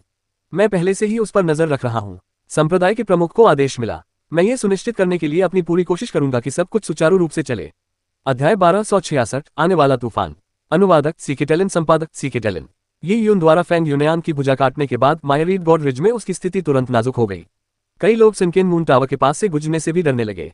यह एक ऐसी जगह थी जहां वे दखल देने की हिम्मत नहीं करते थे। ये यून के खिलाफ कई लोगों का अंत बुरा ही हुआ। हालांकि समय बीतने के साथ जो लोगों ने पहले सोचा था वह नहीं हुआ। ये यून को कुलपति ने निजी शिष्य के रूप में स्वीकार नहीं किया। इसके बजाय ये यून को उनके टावर में आने जाने से प्रतिबंधित कर दिया गया। उनकी निगरानी के लिए विशेष कानून प्रवर्तन दल तैनात किए गए थे, जिससे उनकी स्वतंत्रता सीमित हो गई थी। इस फैसले ने कई लोगों को हैरान कर दिया। कुलपति आखिरकार क्या रहे थे? उन्होंने न तो ये यून को दंडित किया और न ही उन्हें अपना अंतिम शिष्य बनाया। इसके बजाय उन्होंने ये यून को घर में ही रहने का आदेश दे दिया। वहीं फेंग यूनयान, जिसे सभी लोग ये यून से बुरी तरह पराजित और आत्मविश्वास से चूर मान रहे थे, का टूटा हुआ हाथ मायरीड गॉडरिच संप्रदाय के गुरु द्वारा प्राकृतिक संसाधनों का भारी मात्रा में उपयोग करके ठीक किया गया। वह बिस्तर पर आराम कर रहा था। अंततः 2 महीने बाद फेंग यूनयान काफी हद तक ठीक हो गया। वह अब भी कुलपति का शिष्य था। उसकी स्थिति में कोई बदलाव नहीं आया था। ये यून की बात करें तो वह एक साधारण निजी शिष्य ही रहा, लेकिन संप्रदाय के गुरु ने उसे कभी नहीं देखा। ये यून के प्रति मायरीड गॉड संप्रदाय के गुरु का रवैया स्पष्ट था। ये यून ने फेंग यूनयान को बुरी तरह पीटा था और बाद में उसे एकांतवास में डाल दिया गया था। गुरु ने ये यून से कभी मुलाकात नहीं की। ऐसा लगता था मानो ये यून उनका शिष्य ही न हो। ऐसा लगता है कि ये यून पर भरोसा नहीं किया जा सकता। उद्धरण चिन्ह। वरिष्ठों ने आपस में चर्चा की। प्रतिभा के मामले में ये यून स्वाभाविक रूप से मायरीड गॉडरिज में सभी को पीछे छोड़ देता था। हालांकि उसे एक महत्वपूर्ण शिष्य नहीं माना जाता था, इसके बजाय उस पर नजर रखी जाती थी। इसका एकमात्र कारण ये था कि संप्रदाय के गुरु और मायरीड गॉड पैट्रियार्क को ये यून पर भरोसा नहीं था। मुझे आश्चर्य है कि संप्रदाय प्रमुख ये यून पर भरोसा क्यों नहीं करते। शायद इसका संबंध उसके हिंसक नरसंहार से है। सोंग बोवेन और झांग वुचेन की हत्या करने के बावजूद उसने फेंग यूनयान को भी बेरहमी से पीटा। ये कुलपति के मुंह पर एक करारा तमाचा था। कुलपति स्वाभाविक रूप से नाराज होंगे, लेकिन इसमें कुछ अजीब बात है। अगर उस पर भरोसा नहीं है तो उसे संप्रदाय से क्यों नहीं निकाल देते। ये यून को सनकेन मून टावर में क्यों कैद किया गया है। आखिर चल क्या रहा है। कुछ लोगों के मन में यह विचार आया, लेकिन जितना वे सोचते गए ये यून की स्थिति उतनी ही खतरनाक होती गई। क्या ऐसा हो सकता है कि संप्रदाय के गुरु और कुलपति को उस पर भरोसा न हो, इसलिए उन्हें लगा हो कि अगर वे उसे निष्कासित करेंगे तो ये यून नाराज हो जाएगा। एक विलक्षण प्रतिभा वाले व्यक्ति को नाराज करने के गंभीर परिणाम हो सकते हैं, इसलिए बेहतर यही होगा कि वे ये यून को हमेशा के लिए ही निष्कासित कर दें। कुलपति और संप्रदाय प्रमुख के विचारों को कोई नहीं समझ सका, इसलिए उन्होंने हार मान ली। हालांकि एक बात निर्विवाद रूप से सत्य थी, निकट भविष्य में ये यून का मायरीड गॉडरिज में सत्ता पर आसीन होना असंभव था। जिन लोगों ने ये यून को नाराज किया था उन्होंने राहत की सांस ली। कम से कम ये यून उनसे बदला तो नहीं लेगा। समय बीतता गया और सब कुछ बेहद शांत रहा। ये यून को कैद में रहने से कोई आपत्ति नहीं थी। वह प्रतिदिन साधना करता था और अपने 5वीं मंजिल पर स्थित दाव महल की नींव को मजबूत करता था। दाव पैलेस क्षेत्र में सबसे अधिक समय की आवश्यकता होती है। कई अद्वितीय प्रतिभावान लोग दाव पैलेस क्षेत्र में सदियां बिताते हैं। कुछ तो जानबूझकर अपनी साधना के स्तर को कम कर लेते हैं ताकि उन्हें अपनी नींव पर काम करने का समय मिल सके। हालांकि ये यून के दृष्टिकोण से जो लोग अपनी साधना को दबाते थे वे ऐसा अपने नियम संबंधी ज्ञान में आत्मविश्वास की कमी के कारण करते थे। वे इसकी भरपाई के लिए और समय चाहते थे। दाव अभिव्यक्ति क्षेत्र में वापस आकर ये यून ने 4-9 पत्ती दावफल संघनित किए थे। नियमों के संदर्भ में उन्होंने उन्हें पूर्ण कर लिया था। जैसे ही उनका संचय एक निश्चित सीमा तक पहुंचता वे स्वतः ही सफलता प्राप्त कर लेते।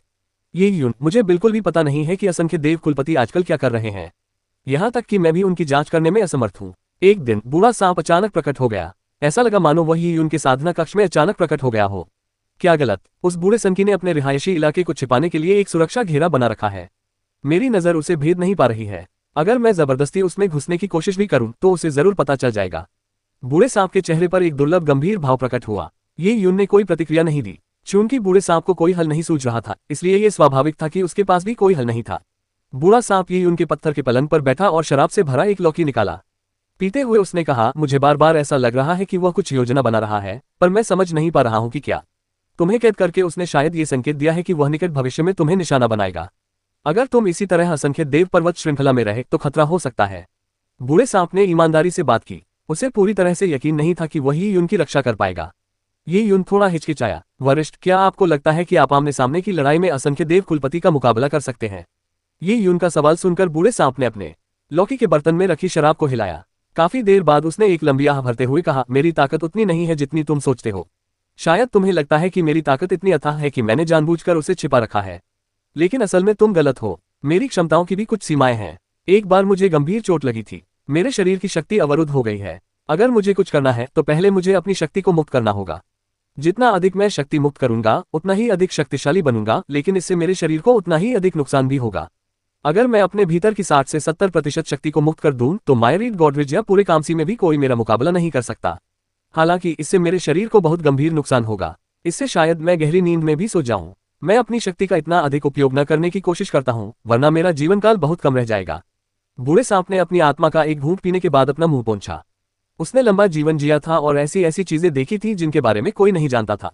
उसने अतीत का वर्णन करते हुए बड़ी सहजता से कहा, एक बार गंभीर रूप से घायल हुआ था।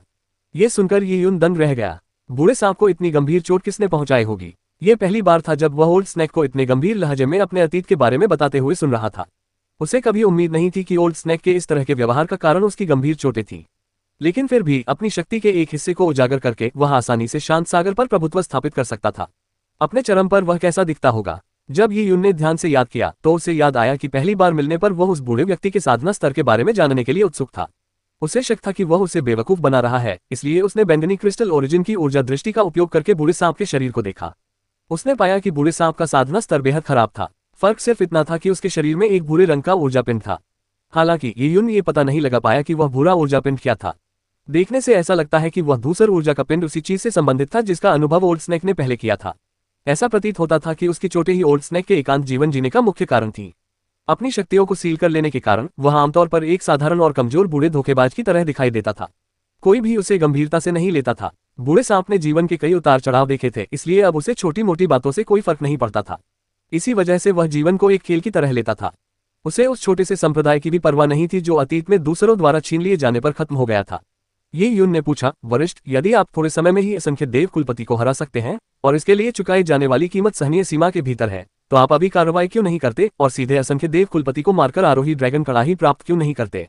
बूढ़े सांप ने सिर हिलाते हुए कहा, यह मत भूलो कि एसेंडिंग ड्रैगन कड़ाही वास्तव में असंख्य देवताओं के मुखिया की नहीं है। अगर मैं असंख्य देवताओं के मुखिया को मार भी दूं तो भी मैं एसेंडिंग ड्रैगन कड़ाही को अपने साथ नहीं ले जा पाऊंगा। इसके अलावा उस अमर बूढ़े ने लाखों वर्षों तक एसेंडिंग ड्रैगन कड़ाही पर शोध किया है। वह इसके बारे में मुझसे कहीं अधिक जानता है। साथ ही उसने अपनी जरूरत के संसाधनों की खोज के लिए पूरे असंख्य देवताओं के पर्वत समूह को लगा रखा है। मेरा मानना है कि एसेंडिंग ड्रैगन कड़ाही को सचमुच जागृत करने के लिए शायद हमें उस अमर बूढ़े की ही मदद लेनी पड़ेगी। मैं तुम्हें चेतावनी देने आया हूं। अगर तुम इस दलदल में नहीं फंसना चाहते तो मैं तुम्हें अभी भेज सकता हूं। आखिर मुझे नहीं पता कि वह बूढ़ा मूर्ख इस समय क्या साजिश रच रहा है। बूढ़ा सांप पूरी ईमानदारी से ये युन को सलाह दे रहा था। ये युन कुछ देर चुप रहा, फिर उसने अपना सिर हिलाया। वहां से चले जाना बहुत आसान था, पर वह जाना नहीं चाहता था।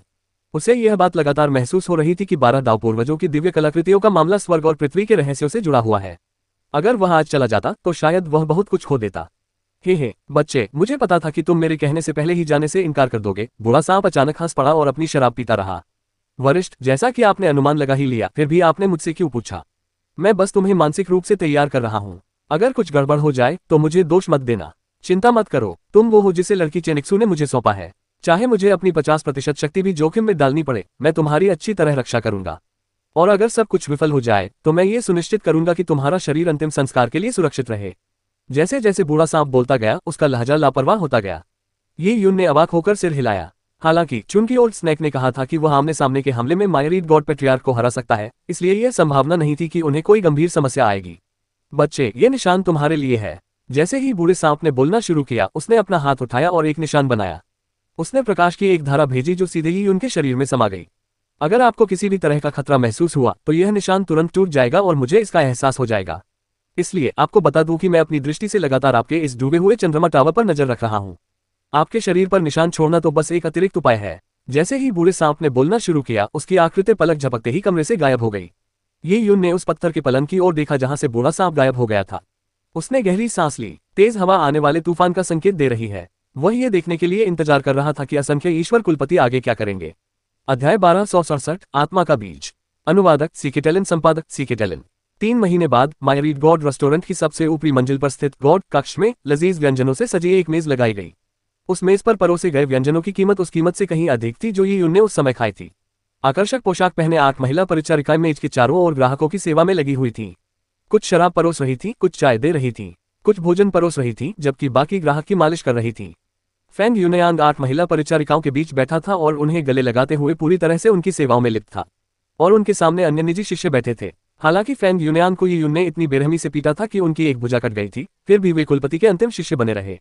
इस कारण वे अभी लोगों के बीच बहुत सम्मान और सम्मान का पात्र थे।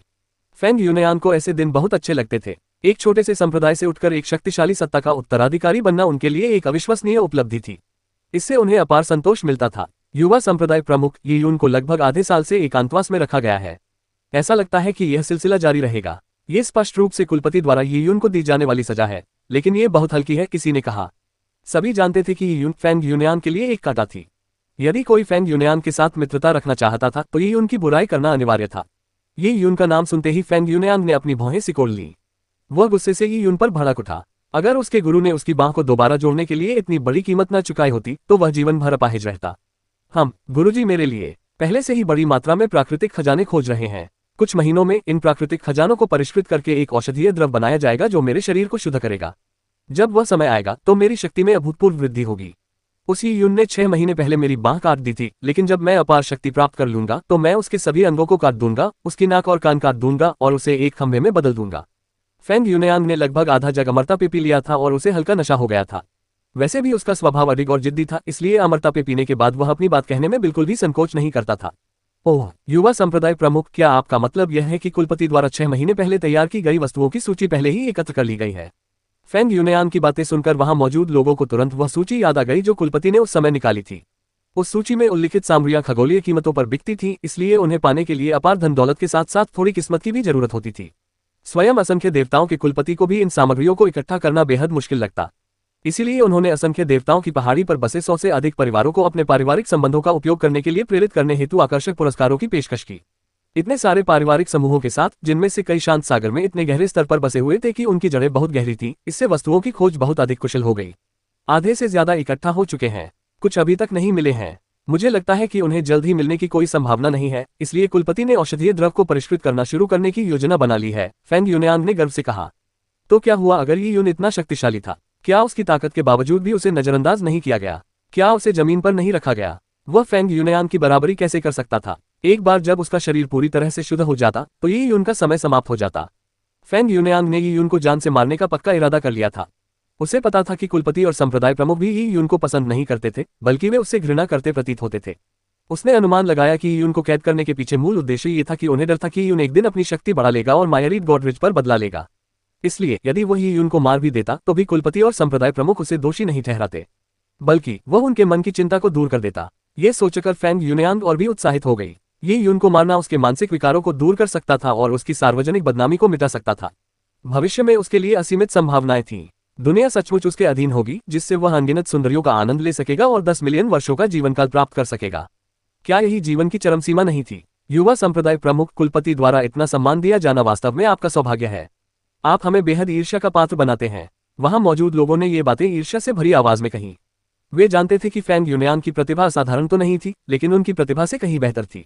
ये यून जैसे विलक्षण प्रतिभावान व्यक्ति की तुलना में वह काफी कमतर था। ऐसा लगता था कि वह उस धन संपत्ति का हकदार नहीं था जो मुखिया उसे पालने पोसने में खर्च कर रहा था। इस तरह के पक्षपातपूर्ण व्यवहार से बाकी लोग ईर्ष्या से भड़क उठे। दरअसल कुछ महीने पहले ऐसी अफवाहें थीं कि फेंग यूनयान परिवार के मुखिया का नाजायज बेटा था। इतने वर्षों तक मायरीड गॉडरिच के मुखिया के प्रभारी रहने के बावजूद उनके बेटे होने की कोई खबर नहीं थी। वास्तव में उनके साथ कोई महिला भी नहीं थी। लोगों का मानना था कि इसका कारण कुलपति द्वारा अपनाई गई विचित्र साधना तकनीकें थीं। उन्होंने अपने शरीर को एक लड़के के रूप में रूपांतरित कर लिया था और यौन संबंध बनाने में असमर्थ थे, जिससे उनके लिए संतान उत्पन्न करना अत्यंत कठिन हो गया था। यह भी संभव था कि जीवन के अंतिम समय में उन्होंने विशेष विधियों का प्रयोग करके बड़ी कठिनाई से एक नाजायज पुत्र फेंग यूनयान को जन्म दिया हो, और इसी कारण उन्हें विशेष सम्मान प्राप्त हुआ। यदि ऐसा नहीं था तो इसका कोई अन्य उचित स्पष्टीकरण नहीं था। अगर ऐसा सचमुच होता तो फेंग यूनयान के साथ चाहे जैसा भी व्यवहार किया जाता, कोई भी इसका विरोध नहीं कर सकता था। फेंग यूनयान को सबके मन की बात कैसे पता नहीं चल सकती थी? उनकी ईर्ष्यालु और जलन भरी निगाहें तो उसे और भी आत्मसंतुष्ट बना रही थीं। उसी क्षण फेंग यूनयान के शिष्य का प्रतीक चिन्ह अचानक चमक उठा। कुलपति की ओर से एक संदेश आया। वॉइस ट्रांसमिशन की बातें जानने के बाद फेंग यूनयान का चेहरा बदल गया। मुझे कुछ जरूरी काम है, मैं पहले जा रही हूँ, आप खाना खाते रहिए। जैसे ही उसने ये कहा, फेंग यूनयान पलक झपकते ही मायरीड गॉड रेस्टोरेंट से गायब हो गया। हालांकि फेंग यूनयान को भोग विलास में आनंद आता था, फिर भी वह इस बात से अवगत था कि सबसे महत्वपूर्ण क्या है। कुलपति ने उसे सब कुछ दिया था, इसलिए कुलपति उसे जो भी करने का निर्देश दे उसे तुरंत पूरा करना होगा। 15 मिनट बाद फेंग यूनयान असंख्य देव कुलपति के एकांत स्थल पर पहुंच गई थी। मालिक, फेंग यूनयान ने शिष्य की तरह प्रणाम किया। वृद्ध व्यक्ति के प्रति फेंग यूनयान ने अत्यंत आदर दिखाया, लेकिन मन ही मन वह इस बात से असहज था कि यह व्यक्ति किसी भी समय उसके भाग्य का फैसला कर सकता है। लाल कपड़े पहने लड़के ने कर्कश आवाज में कहा, मैंने तुम्हें यहाँ आत्मा का बीज बोने के लिए बुलाया है। एक और पौधा लगाना, अभी तो सिर्फ 18 दिन ही हुए हैं। आत्मा बीज एक ऐसी विधि थी जिसे असंख्य देव कुलपति ने खोजा था। अतीत में हर 81 दिनों में एक बार, फिर 39 दिनों में और उसके बाद 36 दिनों में एक बार इसकी बुवाई की जाती थी। अब आत्मा बीज की पिछली बुवाई के बाद से केवल 18 दिन ही बीते थे। अब तक फेंग यूनयान के शरीर में 30 से अधिक आत्मा बीज बोए जा चुके थे। प्रत्येक आत्मा बीज के दीक्षा संस्कार के बाद फेंग यूनयान की आत्मा की शक्ति में जबरदस्त वृद्धि हुई। इससे उसके मन में मौजूद शुरुआती शंकाएं भी धीरे धीरे कम हो गईं। आत्मा के बीज बोने के लिए यह आवश्यक था कि फेंग यूनयान किसी भी प्रकार का प्रतिरोध न करे। यह पूरी तरह से सहमति से होना था। शुरुआत में फेंग यूनयान को संदेह था, लेकिन जब उसने अपने कनिष्ठ होने और यह सोचा कि कोई भी वरिष्ठ अधिकारी उसके विरुद्ध षड्यंत्र नहीं रच सकता, तो उसे निश्चिंतता हुई। इसके बाद वरिष्ठ अधिकारी ने उस पर काफी संसाधन खर्च किए और उसे संप्रदाय प्रमुख का उत्तराधिकारी घोषित कर दिया। इससे वरिष्ठ अधिकारी पर उसका विश्वास और भी मजबूत हो गया। जैसे ही लाल कपड़े पहने लड़के ने हस्तरेखाएं बनाई, उसकी उंगली की नोक से एक धूसर आभा निकली और फेंग यूनयान की भौहों के बीच प्रवेश कर गई। फेंग यूनयान का शरीर अचानक कांप उठा और उसका चेहरा थोड़ा पीला पड़ गया। इसके बाद उसकी आत्मा में एक तीव्र पीड़ा उत्पन्न हुई जो पूरे 15 मिनट तक बनी रही और फिर धीरे धीरे कम हो गई। आत्मा के बीज को बोने का हर प्रयास उसकी आत्मा को पीड़ा पहुंचाता था और हर प्रयास पिछले प्रयास से कहीं अधिक तीव्र होता था। कुलपति के अनुसार यह एक स्वाभाविक प्रतिक्रिया थी, क्योंकि इस तकनीक में साधना का अभ्यास गहराता जाता था। हालांकि फेंग यूनियान को कुछ हिचकिचाहट थी, लेकिन वह इतने लंबे समय से इस साधना में लगा हुआ था। अब पीछे हटने का कोई रास्ता नहीं था, इसलिए उसे इसी रास्ते पर आगे बढ़ना पड़ा। लाल कपड़े पहने लड़के ने धीमी आवाज में कहा, लगभग हो गया है। उसकी आवाज किसी बूढ़े व्यक्ति जैसी लग रही थी जो ताबूत के और करीब पहुंच रहा हो। शायद कल मैं तुम्हारे शरीर को शुद्ध करूंगा। कुलपति की बातें सुनकर फेंग यूनियान आश्चर्यचकित और प्रसन्न हो गई। इतनी जल्दी? जी हाँ, मेरे पास आपके शरीर को शुद्ध करने के लिए आवश्यक सामग्रियां हैं। अब और इंतजार करने की कोई जरूरत नहीं है। अध्याय 1268 सफलता सुनिश्चित करना। अनुवादक सीकेटेलन, संपादक सीकेटेलन। रात भर में मायरीड गॉड रिज की मुख्य चोटी अचानक ठंडी हो गई। पंखों के आकार के बड़े बड़े बर्फ के टुकड़े आकाश में उड़ने लगे और लगभग 10 घंटे तक गिरते रहे। अगली सुबह जब मायरीड गॉड रिज के शिष्यों ने अपने दरवाजे खोले तो उन्होंने 1 मीटर मोटी बर्फ देखी। जो लोग उस पर चले उनके पैर घुटनों तक धंस गए और घिसने जैसी आवाजें आने लगीं। कितना भयानक हिमपात! दुवानमू किंगवन बाहर की चांदी से ढकी दुनिया से मोहित हो गई थी। ये तो सबको पता था कि मायरीड गॉड रिज 1 लाख फुट ऊंचे पहाड़ पर स्थित होने के कारण वहां अत्यधिक ठंड होनी चाहिए थी। लेकिन बर्फ की परतों ने मायरीड गॉड रिज को इस तरह ढक रखा था कि तापमान आरामदायक बना रहा। इतनी भारी बर्फबारी वाकई दुर्लभ थी। मायरीड गॉड रिज मूल रूप से तरह तरह की आध्यात्मिक वनस्पतियों से ढका हुआ था। महल भी अधिकतर खूबसूरत जैड पत्थर से बने थे। अब वे क्रिस्टलीय सफेद बर्फ के टुकड़ों से ढके हुए थे और उन पर एक निर्मल पानी की धारा बह रही थी। ऐसा लग रहा था मानो ऊंचे ऊंचे जैड भवनों के बीच फूल खिले हों। हर चीज क्रिस्टलीय और मनमोहक रूप धारण कर चुकी थी। ये बहुत भारी था। ये यून भी आंगन के प्रवेश द्वार पर आ गया। सुबह की हवा ठंडी और ताजी थी और उसने जो हवा अंदर ली उससे उसे सचमुच ताजगी का एहसास हुआ। सुंदर नजारा देखकर दुवानमू किंगवन को बहुत खुशी हुई। हालांकि ये यून की वजह से पिछले 6 महीनों से उसे घर में ही रहना पड़ रहा था, फिर भी दिन भर खाली बैठे रहने के बावजूद वह ऊब नहीं रही थी। युवा स्वामी ज़ुओयान जियाओयू के बारे में। इतने समय तक दुवानमू किंगवन को ज़ुओयान शियाओयू के ठिकाने के बारे में कोई जानकारी नहीं थी।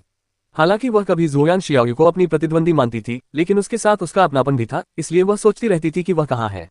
वह बिल्कुल ठीक है, आपको चिंता करने की कोई जरूरत नहीं है। ये यून के पास ज़ुओयान शियाओयू को छिपाने की कोई जगह नहीं थी, इसलिए वह उसे केवल गॉड एडवेंट टॉवर में ही रख सका और उसे व्यस्त रखने के लिए कुछ साधना तकनीकें सिखा सका। जब तक वह मायरीड गॉड रिज के साथ मामला सुलझा नहीं लेता तब तक वह बस इतना ही कर सकता था। जैसे ही ये यून बोल रहा था, अचानक मायरीड गॉड रिज की मुख्य चोटी से सुबह की घंटी बज उठी। घंटा घंटा घंटा घंटा। मायरीड गॉड रिज के पूरे इलाके में घंटी की आवाज सुनाई दे रही थी। ओह, ये वह घंटी है जो सभी निजी शिष्यों और वरिष्ठों को बुलाती है। ये यून अचंभित रह गई। पिछली बार जब कुलपति लौटे थे तो उन्होंने सबको बुलाया था, लेकिन घंटी नहीं बजाई थी। घंटी बज चुकी है। सभी निजी शिष्यों को पर्वत की चोटी पर स्थित जैड सम्राट महल में बुलाया गया है। आपको भी जाना होगा। काले वस्त्र पहने कुछ रक्षक सनकेन मून टॉवर के सामने आए और उन्होंने ये यून को आदेशात्मक स्वर में सूचित किया। पिछले 6 महीनों से ये यून को घर में ही बंद रखा गया था। काले कपड़े पहने ये पहरेदार रोजाना इलाके में गश्त लगाते थे। यहाँ तक कि जब पूरी रात बर्फबारी होती थी तब भी वे आराम नहीं करते थे। मुझे जाना पड़ेगा। ये यून की भौहें तन गईं।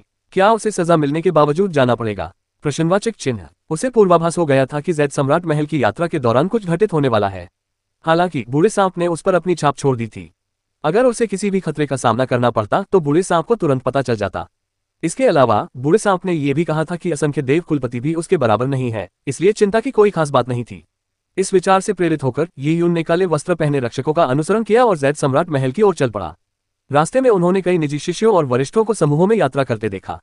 जमी हुई बर्फ पर कदम रखते हुए वे सपाट और चिकनी बर्फ पर अपने बेतरतीब कदमों से सुंदर दृश्य को बिगाड़ रहे थे।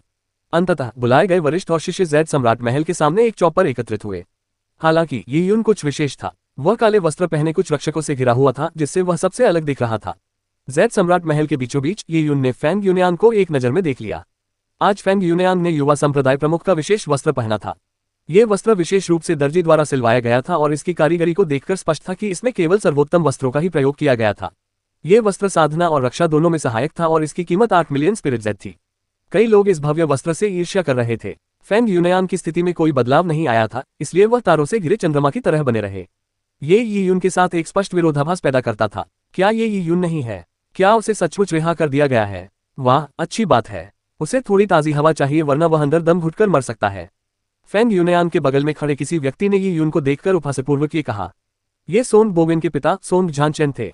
पिछले 6 महीनों में ऐसा प्रतीत हुआ कि मायरीड गॉड रिज सोंग और झांग परिवारों को उनके उत्तराधिकारियों की मृत्यु के प्रति क्षतिपूर्ति देने के लिए हर संभव प्रयास कर रहा था।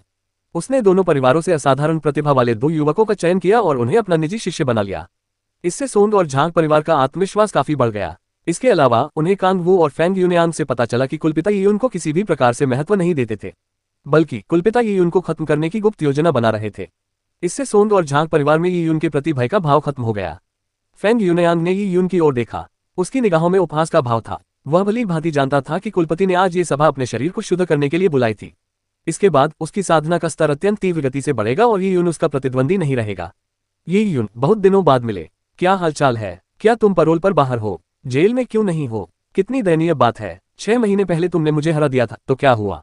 आज मैं गुरुजी के साथ इस जैद सम्राट मंच पर खड़ा हूं, जबकि तुम एक मामूली कैदी हो। हमारे दर्जे का यह अंतर कभी नहीं बदलेगा। वैसे आपको ये जानने की उत्सुकता होगी कि मेरे स्वामी ने आपको क्यों कैद किया। तो चलिए मैं आपको बताता हूँ। स्वामी मुझे समय दे रहे थे ताकि मैं आपको हराने से पहले अपनी शक्ति बढ़ा सकूं। आप मेरे लिए सिर्फ एक चक्की के पत्थर हैं। फेंग यूनयांग चुप नहीं बैठा। वह बदले की भावना से भरपूर होकर खुशी से बोल रहा था। कई लोगों ने उसे सुना। इस जानकारी की पुष्टि कल संप्रदाय के गुरु ने की थी। हालांकि फेंग यूनयांग ये यून को मानव स्तंभ बनाने का इरादा रखता था, फिर भी उसे कुछ शंकाएं थी। इसलिए उसने संप्रदाय के गुरु से ये यून को कैद करने का कारण पूछा। उसे इस बात की बिल्कुल भी उम्मीद नहीं थी कि उसे ऐसा सुखद आश्चर्य मिलेगा। क्या कुलपति और संप्रदाय प्रमुख ने ये यून को कैद कर लिया ताकि उसे युवा संप्रदाय प्रमुख के लिए चक्की का पत्थर बना सके? लोग अचंभित थे, लेकिन गहन चिंतन करने पर वास्तव में ऐसी संभावना थी। यदि कुलपति ये यून को दंडित करना चाहते थे तो उन्हें कैद करने की इतनी मशक्कत करने की कोई आवश्यकता नहीं थी। ये यून चाहे कितना भी प्रतिभाशाली क्यों ना हो, वह तो केवल कनिष्ठ था। उसे सीधे अपन कर देने से सब कुछ समाप्त हो जाता। उसे कैद करने की क्या आवश्यकता थी? तो यही कारण था। वास्तव में ये यून से मिली हार से फेंग यूनयांग का दाव हृदय आहत हो गया था। भविष्य में उसे जिस उपहास का सामना करना पड़ेगा वह एक मानसिक राक्षस बन जाएगा जो उसे सताता रहेगा। केवल ये यून को पराजित करके ही वह उस मानसिक राक्षस से मुक्ति पा सकेगा। अपने शरीर को शुद्ध करने के बाद ये यून को हराने से उसके मानसिक राक्षस का नाश हो जाएगा और फेंग यूनयांग का साधना स्तर बहुत बढ़ जाएगा। तो यही कारण है। मैं सोच रहा था कि कुलपति ने ये यून को कैद क्यों किया। झांग तियानिक जोर से हंस पड़ा। उसके दिल पर पड़ा बोझ आखिरकार हट गया। अगर इस तरह से अंजाम दिया गया तो ये यून की मौत निश्चित थी। कुलपति जी वाकई बहुत मेहनत करते हैं। ये वाकई सराहनीय है कि युवा संप्रदाय प्रमुख को ऐसा गुरु मिला है। युवा संप्रदाय के गुरु ने जो कहा उससे तो ऐसा नहीं लगता कि ये यून प्रशिक्षण के उद्देश्य से पाला गया एक जानवर है। सोंग परिवार के नव पदोन्नत निजी शिष्य ने हंसते हुए कहा। वह दुबला पतला था और उसकी भौहें तिरछी थीं। ये यून बहुत शक्तिशाली था, इसलिए वह ये यून की शक्ति को लेकर कोई अतिशयोक्तिपूर्ण बयान देने की हिम्मत नहीं करता था। ज्यादा से ज्यादा वह उसकी पीठ पीछे उसका मजाक उड़ाता था। लेकिन अब ये यून के नियति के बारे में जानकर दाव महल की पहली मंजिल तक पहुंचने वाला ये लड़का दूसरों के समान ही शान शौकत दिखाने लगा था। अब सोंग और झांग परिवारों का एक स्पष्ट लक्ष्य था। वे फेंग यूनयांग के नाम से जाने जाने वाले शक्तिशाली समूह पर अपना कब्जा बनाए रखने के लिए बेताब थे। जब तिरछी भौहों वाले उस बदमाश ने ये टिप्पणी की तो लोग जोर जोर से हंसने लगे। सोंग परिवार के उस लड़के ने तो बिल्कुल सटीक तुलना की है। फेंग यूनयांग और कई मायरीड गॉड रिजेल्डर्स और निजी शिष्यों द्वारा दी गई निंदा के प्रति यून उदासीन बना रहा। वह चुप रहा। वह पहले से ही खतरनाक परिस्थितियों में रहने का आदी था। वह केवल असंख्य देव कुलपति और आरोही ड्रैगन कड़ाही की प्रतीक्षा कर रहा था। उसी क्षण चौक का वातावरण अचानक बदल गया। आकाश से एक शक्तिशाली और ठंडी ऊर्जा नीचे उतरी। ये यून ने ऊपर देखा। पता नहीं कैसे लाल कपड़े पहने लड़का किसी की नजर में आए बिना ही चौक के ऊपर प्रकट हो गया था। उसने अपने नंगे पैर एक विशाल कड़ाही पर रखे। ये यून ने उस कड़ाही को पहले भी एक बार देखा था। यह एसेंडिंग ड्रैगन कड़ाही की प्रतिकृति थी। पिछली बार जब लाल कपड़े पहने लड़का प्रकट हुआ था तब वह भी इसी कड़ाही पर प्रकट हुआ था। कुलपति महोदय नमस्कार। सभी वरिष्ठ जनों और निजी शिष्यों ने तुरंत कुलपति के सामने सिर झुकाया। ये यून को झुकने की कोई परवाह नहीं थी। चूंकि वह असंख्य देव कुलपति के प्रति लगभग सारी मर्यादा खो चुका था, इसलिए उसे कोई फर्क नहीं पड़ता था। लाल कपड़े पहने लड़के ने सीधे खड़े ही यून की ओर देखा तक नहीं। ऐसा लग रहा था मानो ये यून का अस्तित्व ही उसके लिए महत्वहीन हो। उसने ऊपर देखा तो आसमान में काले बादल छाए हुए थे। पिछली रात की भारी बर्फबारी अभी भी जारी थी। बादलों छट जाओ। कुलपति ने सहजता से वे 2 शब्द कहे और वे साकार हो उठे। 2 सुनहरे शब्द आकाश में उड़ गए। कुलपति के फैसले के चलते आकाश में छाए काले बादल छटने लगे और राक्षसी मंत्रों की गूंज सुनाई देने लगी। सूर्य की रोशनी चारों ओर फैल गई और पलक झपकते ही आकाश बहुत उज्जवल हो गया। लाल कपड़े पहने लड़का सुनहरी धूप की किरण में आंखें बंद करके खड़ा था। धूप का आनंद लेते हुए उसने गहरी सांस ली और वहां मौजूद सभी लोगों को देखने के लिए अपनी आंखें खोली। चलो शुरू करें। जी हाँ, लाल वस्त्र पहने लड़के के पीछे से एक बुजुर्ग प्रकट हुए। वे कोई और नहीं बल्कि मायरीड गॉड सेक्ट के गुरु थे। उसने अपने अंतरस्थानिक छल्ले से 72 स्वर्णीय ध्वज निकाले और अपना हाथ हिलाया, जिससे वे ध्वजवर की परिधि के चारों ओर बिखर गए। इसके बाद भीड़ में से एक बूढ़ी औरत बाहर निकली। ये यून ने उसे पहले भी देखा था। जब मायरीड गॉड सेक्ट के मास्टर एसेंडिंग ड्रैगन कॉलरॉन को जागृत करने के अपने प्रयास में असफल रहे थे, तब वह वहां मौजूद थी। वही थी जो स्नैक गर्ल को अपने साथ लाई थी। जब ये यून ने उस बूढ़ी औरत को देखा तो उसके मन में एक विचार आया, क्या नागकन्या भी यहाँ है? उसने उसे चारों ओर ढूंढा और वास्तव में उसने उसे भीड़ के बीच देखा। ये यून की निगाहें देखते ही स्नैक गर्ल ने जबरदस्ती मुस्कुरा दी। उसकी हालत जाहिर तौर पर इतनी अच्छी नहीं थी। नाग वाली लड़की यहाँ है। बूढ़े सांप ने शायद उस पर भी अपना निशान छोड़ा होगा, ये यून ने सोचा। हालांकि बूढ़ा सांप भरोसेमंद नहीं लगता था, फिर भी वह अपनी शिष्या का ख्याल रखेगा जब तक वह असंख्य देव पर्वत श्रृंखला में है। वृद्ध महिला ने मुहरे बनाना शुरू किया और असंख्य देव संप्रदाय के गुरु के साथ मिलकर सभी ध्वज पत्रों को शीघ्रता से स्थापित कर दिया गया। इन ध्वज पत्रों से काली रोशनी चमक रही थी, जिसने पूरे जैद सम्राट महल के चौक को घेर लिया था। ये सरणी संरचना, उद्धरण चिन्ह, ये यून की आंखें फड़क उठी। तभी उसे एहसास हुआ कि मायरीड गॉड पैट्रियार्क संभवतः एक एरे फॉर्मेशन मास्टर था। यह तो सबको पता ही था कि फेंग यूनयांग को अपनी युद्ध संरचना पर भी गर्व था। सिनकेन मून टावर में फेंग यूनयांग ने युद्ध संरचना का प्रयोग करते हुए ही यून पर हमला किया था। युद्ध संरचना में उनकी तथाकथित छोटी छोटी उपलब्धियां वास्तव में उन्हें असंख्य देव कुलपति द्वारा सिखाई गई थी। वैसे भी वह एक छोटे से संप्रदाय से आया एक साधारण शिष्य था, तो युद्ध संरचना में इतनी कुशलता कैसे प्राप्त कर सकता था। हालांकि असंख्य ईश्वर कुलपति ने फेंग यूनयांग को बहुत कम समय में ही सरणी निर्माण में एक विलक्षण प्रतिभा के रूप में विकसित कर दिया था। यही असंख्य ईश्वर कुलपति की सरणी निर्माण में अपार क्षमता का प्रमाण था। जब उसे इस बात का एहसास हुआ तो यून ने अपनी भौहें कसकर सिकोड़ ली। उसे समझ नहीं आ रहा था कि असंख्य देवों का कुलपति क्या कर रहा है। उसी क्षण असंख्य ईश्वर कुलपति ने एक डिस्क सरणी बाहर फेंक दी, क्योंकि उनके नीचे रखा हुआ कड़ाहा तेजी से घूमने लगा। इसके बाद असंख्य ईश्वर कुलपति की हथेली पर खून की 6 बूंदें दिखाई दी। खून की बूंदें देखकर यून का दिल जोर से धड़कने लगा। उसने खून की उन 6 बूंदों को पहचान लिया। जब मायरीड गॉड सेक्ट के मास्टर ने एसेंडिंग ड्रैगन कॉलड्रॉन को सक्रिय करने का प्रयास किया था, तब उन्होंने भी खून की ऐसी ही बूंदों का इस्तेमाल किया था। हालांकि उनके लिए एक बूंद का इस्तेमाल करना भी दिल दहला देने वाला था, लेकिन अब असंख्य देवताओं के कुलपति ने एक ही बार में 6 बूंदें उत्पन्न कर दी। ये यून को रक्त के स्रोत के बारे में निश्चित जानकारी नहीं थी, लेकिन उसे यकीन था कि एसेंडिंग ड्रैगन कड़ाही इस पर जबरदस्त प्रतिक्रिया देगी। जाना, असंख्य देव कुलपति ने अपनी उंगली झटक दी और खून की 6 बूंदें जैद सम्राट महल में जा गिरी। खून की बूंदें मटर के दाने जितनी छोटी थी, लेकिन उनमें उल्कापिंडों जितनी ताकत थी। वे जैद सम्राट महल से टकराईं और पल भर में महल का मुख्य हॉल रह गया। बूम! मुख्य हॉल की छत धराशायी हो गई और उसके स्तंभ चकनाचूर हो गए, जबकि मलबा आसमान में उड़ गया। यह दृश्य देखकर वहां मौजूद सभी लोग स्तब्ध रह गए। यह जैद सम्राट महल का मुख्य हॉल था। यह असंख्य देव पर्वत श्रृंखला की सर्वोच्च शक्ति का प्रतीक था। ये लाखों वर्षों से वहां खड़ा था और असंख्य देव पर्वत श्रृंखला के अनुयायियों द्वारा इसे पवित्र भूमि माना जाता था। इसके रहने पर कोई कुछ क्यों नहीं कर रहा था? क्यों? कुलपति ने जैद सम्राट महल को क्यों नष्ट किया? इससे पहले कि वे कुछ सोच पाते, एक जोरदार धमाका हुआ। जैद सम्राट महल का मुख्य हॉल रह रहा था और उसके नीचे की जमीन फट गई। जमीन की दरारों से एक प्राचीन और सादा पीतल का बर्तन बाहर निकला। धमाका, धमाका, धमाका, धमाका। विशालकाय कड़ाहे के प्रकट होने से महल का अधिकांश भाग ढह गया। पूरा कड़ाहा हल्की काली रोशनी से जगमगा रहा था, मानो उसके अंदर कोई काला अजगर कुंडली मारकर बैठा हो। कड़ाही को देखते ही यून घबरा गया। ये सचमुच आरोही ड्रैगन कड़ाही थी। असंख्य देवताओं के कुलपति ने सच्चे आरोही ड्रैगन कड़ाही को जागृत करने के लिए रक्त की 6 बूंदों का इस्तेमाल किया था। ये यून को अचानक एक अशुभ आशंका हुई। उसी क्षण असंख्य देव कुलपति ने अपने हाथ में मौजूद डिस्क सरणी को सीधे कुचल दिया। काचा, अत्यधिक युआंची के बाहर की ओर फैलने से डिस्क सरणी चकनाचूर हो गई। उसी समय असंख्य देव संप्रदाय के गुरु और वृद्धा ने अपनी आस्ती ने झटककर बड़ी मात्रा में स्पिरिट जैद फेंका। स्पिरिट जैद सिंखोल की एक आम मुद्रा थी, लेकिन इसका मूल उपयोग साधना या सरणी निर्माण के लिए आवश्यक युआंची और ऊर्जा प्रदान करना था। और मायरीड गॉड सेक्ट मास्टर और उस बूढ़ी औरत के हाथों में मौजूद स्पिरिट जैद कम से कम श्रेष्ठ श्रेणी के थे। यहाँ तक कि कुछ सर्वोच्च श्रेणी के स्पिरिट जैद भी थे। कोई नहीं कह सकता था कि वे कितनी कीमती चीज फेंक रहे थे। स्पिरिट जैद सरणी झंडों के बीच फैल गया और कुछ ही क्षणों में पूरा चौक जोर से कांपने लगा। अंतरिक्ष के बिखरने से धरती कांप उठी। ये यून को अपने पैरों के नीचे से रक्त लाल प्रकाश की किरणें निकलती हुई दिखाई दी। उस क्षण पूरा चौक एक विशाल संरचना में तब्दील हो गया था, और यह संरचना धीरे धीरे भीड़ को आसमान की ओर उठा रही थी। Teleportation array. ये यून घबरा गया। सरणी संरचनाओं में उसकी दक्षता स्वाभाविक रूप से असंख्य देव संप्रदाय के गुरु से कम थी, लेकिन वह स्थानिक आयाम नियमों के प्रति अत्यंत संवेदनशील था। उसने तुरंत महसूस किया कि सरणी संरचना शून्य को चीरने की कोशिश कर रही है। इसके अलावा वह यह भी समझ गया था कि यह एक लंबी दूरी का टेलीपोर्टेशन सिस्टम है, क्योंकि उसे महसूस हो रहा था कि इसमें स्थानिक ऊर्जाओं का उतार चढ़ाव सामान्य टेलीपोर्टेशन सिस्टमों से 100 गुना अधिक था। इतनी अधिक स्पिरिट जैड और सिस्टम फ्लैग की आवश्यकता होने पर यह असंभव था कि उन्हें कहीं आसपास टेलीपोर्ट किया जाए। अरे नहीं, ये यून का चेहरा बदल गया। अगर उसे टेलीपोर्ट कर दिया गया तो इसके अकल्पनीय परिणाम हो सकते थे। हालांकि उस समय वह असंख्य देव वरिष्ठों, देव संप्रदाय के प्रमुख और कुलपति से घिरा हुआ था। केवल ये यून की शक्ति से टेलीपोर्टेशन तंत्र को नष्ट करना असंभव था। अध्याय 1269 मोती को घेरे हुए 9 अजगर। अनुवादक सीकेटेलन, संपादक सीकेटेलन। बूम! जैसे ही भीड़ को चक्कर आने लगे, अंतरिक्ष पूरी तरह से तहस नहस हो गया। उन्हें लगा कि दुनिया इतनी तेजी से घूम रही है कि नागकन्या सहित कम साधना स्तर वाले शिष्य भी जमीन पर गिर पड़े और लगभग उल्टी करने की स्थिति में पहुंच गए। घबराने की कोई जरूरत नहीं है। असंख्य देव कुलपति सभी के ऊपर मंडराते हुए धीरे धीरे बोले, मैं असंख्य देव पर्वत श्रृंखला के इतिहास का सबसे महत्वपूर्ण अनुष्ठान संपन्न कर रहा हूँ। इस अनुष्ठान के लिए एक विशाल तंत्र के समर्थन की आवश्यकता है, और इस तंत्र को आप सभी की शक्तियों की आवश्यकता है। एक बार यह सफल हो जाए तो आप सभी असंख्य देव पर्वत श्रृंखला के सबसे बड़े योगदानकर्ता बन जाएंगे। मैं आपके प्रदर्शन के आधार पर अपनी साधना तकनीक और विरासत आपको अभ्यास के लिए सौंपूंगा। कुछ को तो मेरी तकनीकों को अपने परिवार में अपनी व्यवस्थित विरासत के हिस्से के रूप में आगे बढ़ाने की अनुमति भी दी जाएगी। जब लाल कपड़े पहने लड़के ने ये कहा तो सबके दिलों में एक झंझनाहट सी दौड़ गई। क्या उनके परिवार की वंश परंपरा इसे आगे बढ़ा सकती है?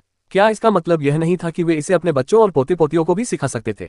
कई पारिवारिक वंशों को सूची में उल्लिखित सामग्री एकत्र करने से पहले ही लाभ मिल चुका था, लेकिन वास्तव में लाभान्वित होने वाले लोगों की संख्या कम थी। अपने वंशजों को समृद्ध बनाने और अपने परिवार की विरासत को सुदृढ़ करने के वर्तमान अवसर की तुलना में सूची में उल्लिखित लाभ कहीं कम थे। कुलपति जी, ये तो बहुत बढ़िया है। क्या अब हम अनुष्ठान स्थल की ओर चल रहे हैं? एक बुजुर्ग ने उत्सुकता से पूछा। भीड़ की प्रतिक्रिया लाल कपड़े पहने लड़के की उम्मीदों के अनुरूप थी। उसने गहरी और अर्थपूर्ण मुस्कान बिखेरी और धीरे से कहा, बिल्कुल सही। शायद ये सिर्फ मेरी बढ़ती उम्र का असर है, लेकिन मैं हमेशा बहुत शंकालु रहता हूँ। मुझे पहले से ही आशंका थी कि कोई अनुष्ठान में दखल देगा, इसलिए विफलता की कोई गुंजाइश न रहे, इसलिए मैंने एक सुरक्षित स्थान पर जाने की योजना बनाई। मैं आप सभी को एक गुप्त दुनिया में ले जाऊंगा। वहां युआनची अत्यंत समृद्ध है, लेकिन वह दुनिया स्वर्ग और पृथ्वी की शक्तियों द्वारा स्वाभाविक रूप से सील है, जिससे उसमें प्रवेश करना बेहद मुश्किल है। संयोगवश मुझे एक स्थानिक नोड मिल गया था, जिसकी वजह से मैं अतीत में वहां पहुंच पाया था। हालांकि उस स्थानिक नोड को मैंने एक सरणी संरचना के माध्यम से सील कर दिया है। मेरे अलावा कोई भी प्रवेश नहीं कर सकता। ये बिल्कुल सुरक्षित है। इस टेलीपोर्टेशन और आगामी अनुष्ठान के लिए मैंने बड़ी मात्रा में स्पिरिट जेड तैयार किया है। यहाँ तक कि मायरीड गॉडरिज का स्पिरिट जेड भंडार भी खाली कर दिया गया है। यहाँ तक कि मुख्य शिखर पर सरणी निर्माण भी रोक दिया गया है। आपको क्या लगता है कि आमतौर पर गर्म और वसंत ऋतु जैसा रहने वाला मुख्य शिखर कल रात अचानक हिमपात का शिकार क्यों हो गया? जब लाल कपड़े पहने लड़के ने हंसते हुए यह बात कही तो ये उनको ऐसा लगा जैसे वह किसी बर्फीली गुफा में गिर गया हो। ये कछुआ कितना चतुर था। वह चालाक और सावधान था। ये यून ने कभी कल्पना भी नहीं की थी कि वह अंतिम अनुष्ठान के लिए एक छिपी हुई दुनिया को चुनेगा। और सबसे महत्वपूर्ण बात यह है कि उसने खून की 6 बूंदों का इस्तेमाल करके एसेंडिंग ड्रैगन कड़ाही को टेलीपोर्टेशन एरे के माध्यम से उनका पीछा करने के लिए मजबूर किया। अपनी जरूरत की हर चीज खरीदें। AliExpress ऐप खोलें। अपनी जरूरत की हर चीज खरीदें। AliExpress ऐप खोलें। छूट और मुफ्त शिपिंग के साथ बेहतरीन डील पाएं। AliExpress से खरीदें। अपनी जरूरत की हर चीज खरीदें। और देखें, ये यून ने कभी इस बारे में सोचा भी नहीं था। यहाँ तक कि बूढ़ा सांप भी निश्चित रूप से चौंक जाएगा। उसी क्षण मायरीड गॉडरिज की मुख्य चोटी पर स्थित जेड सम्राट महल के मुख्य हॉल के खंडहरों में एक बुजुर्ग व्यक्ति प्रकट हुआ। उसके सामने से चौक पूरी तरह गायब हो चुका था। टेलीपोर्टेशन तंत्र बेहद शक्तिशाली प्रतीत हो रहा था। इसने चौक के साथ साथ लोगों को भी गायब कर दिया था। वह सचमुच एसेंडिंग ड्रैगन कड़ाही को हटाने में कामयाब हो गया। उसने ये कैसे किया? बूढ़ा सांप मन ही मन बुदबुदाया। उसका हमेशा से यही मानना था कि आरोही ड्रैगन कड़ाही किसी की नहीं है। असंख्य देवताओं के कुलपति भी इसे परिष्कृत करके अपने वश में नहीं कर पाए थे, और असंख्य देवताओं की पर्वत चोटी से इसे पर्वत की तलहटी तक ले जाना ही उनकी शक्ति की सीमा थी। आखिर उन्होंने इसे शून्य के पार कैसे पहुंचाया? और ऐसा इसलिए था क्योंकि एसेंडिंग ड्रैगन काल्ड्रॉन मायरीड गॉडरिज की मुख्य चोटी में गहराई से दबा हुआ था। इसलिए ओल्ड स्नैक ने कभी भी ऐसा होने की संभावना पर विचार नहीं किया था। और अब असंख्य देवताओं के कुलपति के कार्यों ने ओल्ड स्नैक की योजनाओं को पूरी तरह से विफल कर दिया था। गहन चिंतन करने पर पता चलता है कि वह बूढ़ा व्यक्ति कम से कम कई मिलियन वर्षों से एसेंडिंग ड्रैगन कड़ाही की रखवाली कर रहा था। संरचना निर्माण में उसकी दक्षता को देखते हुए यह आश्चर्य की बात नहीं थी कि वह अपने शोध से कुछ निष्कर्ष निकाल सकता था। मैं लापरवाह था, बहुत लापरवाह। मुझे तुरंत टेलीपोर्टेशन का गंतव्य ढूंढना होगा। उस क्षण ओल्ड स्नैक के लिए संयम रखना संभव नहीं था। चोट लगने से पहले उनकी शक्ति असंख्य देव कुलपतियों से कहीं अधिक थी। इसके अलावा ओल्ड स्नैक ने लंबा जीवन जिया था, इसलिए नियमों की उनकी समझ भी असंख्य देव कुलपतियों से कहीं अधिक थी। यहाँ तक कि युद्ध संरचना में उनकी दक्षता भी उस बूढ़े व्यक्ति से कम नहीं थी। उनके हाथों से असंभव भी संभव हो सकता था। बच्चे, तुम्हें हिम्मत रखनी होगी। मैं टेलीपोर्टेशन के स्थानिक पथ का अनुसरण करने और तुम दोनों को ढूंढने की पूरी कोशिश करूंगा। बूढ़ा सांप केवल ये यून के लिए ही चिंतित नहीं था, बल्कि वह सांप लड़की के लिए और भी अधिक चिंतित था। जोर से चिल्लाते हुए उसने अपने भीतर छिपी शक्ति को सीधे मुक्त कर दिया। पल भर में उनका कद काफी बढ़ गया। उनकी झुकी हुई कमर भी सीधी हो गई। हालांकि उनका बुढ़ापा अभी भी बरकरार था, लेकिन उनकी आंखें धुंधली नहीं थीं, बल्कि वे चमकते तारों की तरह थीं, जिनमें एक गहरी चमक थी। किसी भी प्रकार के स्थानिक स्थानांतरण से निशान छूट जाते हैं। जैसे पानी में नाव चलने से लहरें बनती हैं, वैसे ही स्थानांतरण से अंतरिक्ष में लहरें बनती हैं। इन लहरों का अनुसरण करके ही स्थानांतरण की दिशा और स्थान का पता लगाया जा सकता है। हालांकि इसके लिए स्थानिक आयाम नियमों में अत्यंत उच्च स्तर की दक्षता की आवश्यकता थी। इसके अलावा विभिन्न स्थानिक तूफानों से होकर गुजरना और उनकी खोज करना बहुत अधिक ऊर्जा खर्च करता था। बूढ़े सांप को पता नहीं था कि वह ये कारनामा कर पाएगा या नहीं, लेकिन उसके पास कोई दूसरा विकल्प नहीं था। वह बस जोखिम उठा सकता था। ... उस समय लाल पोशाक पहने लड़के के नेतृत्व में मौजूद विशाल सरणी अंतरिक्ष की कई परतों को पार कर चुकी थी। वह पालथी मारकर हवा में बैठा था और उसके चेहरे पर शांति का भाव था। वहां मौजूद सभी लोग बेचैन महसूस कर रहे थे। एक ओर तो उन्होंने कुलपति के वादों पर उम्मीदें लगा रखी थी, वहीं दूसरी ओर उन्हें यह भी नहीं पता था कि कुलपति क्या करने वाले हैं। जिसे वे बुजुर्गों की बैठक समझ रहे थे, वह एक बहुत बड़े पैमाने की घटना निकली। सबसे महत्वपूर्ण बात यह थी कि जेड सम्राट महल ढह गया था। क्या कुलपति को अब मायरीड गॉडरिज के मुख्य केंद्र, उसकी शक्ति और अधिकार के प्रतीक की कोई परवाह नहीं थी? 15 मिनट बाद पूरी संरचना में जोरदार कंपन हुआ। कुछ ही क्षणों बाद सरनी संरचना को घेरे हुए स्थानिक तूफान शांत हो गए। पहले की अराजकता भी पूरी तरह से स्पष्ट और उज्ज्वल हो गई। सबके सामने एक हल्का लाल रंग का महासागर था। महासागर के बीचों बीच एक विशाल द्वीप था जो कई पर्वत श्रृंखलाओं से घिरा हुआ था। ये पर्वत श्रृंखलाएं गहरी दरारों से भरी हुई थीं। ये देखकर मन भयभीत हो जाता था और ये जमीन की ओर फैली हुई थी और इन दरारों की गहरी दरारों में लावा उबल रहा था। यह एक नवजात दुनिया है। जो दरारें आप देख रहे हैं वे महाद्वीपीय प्लेटों के खिसकने का परिणाम है। इनमें से लावा बहता है और एक दिन ऐसा आएगा जब लावा ठंडा होकर नई आग्नेय चट्टानें और भूमि का निर्माण करेगा। ये फिर से फटेंगी और ठोस हो जाएंगी और यह प्रक्रिया करोड़ों वर्षों तक दोहराई जाएगी। तब यह द्वीप एक विशाल महाद्वीप बन जाएगा और जब समय आएगा तो अनेक जीव जंतु प्रकट होंगे जिससे यह एक समृद्ध दुनिया बन जाएगी।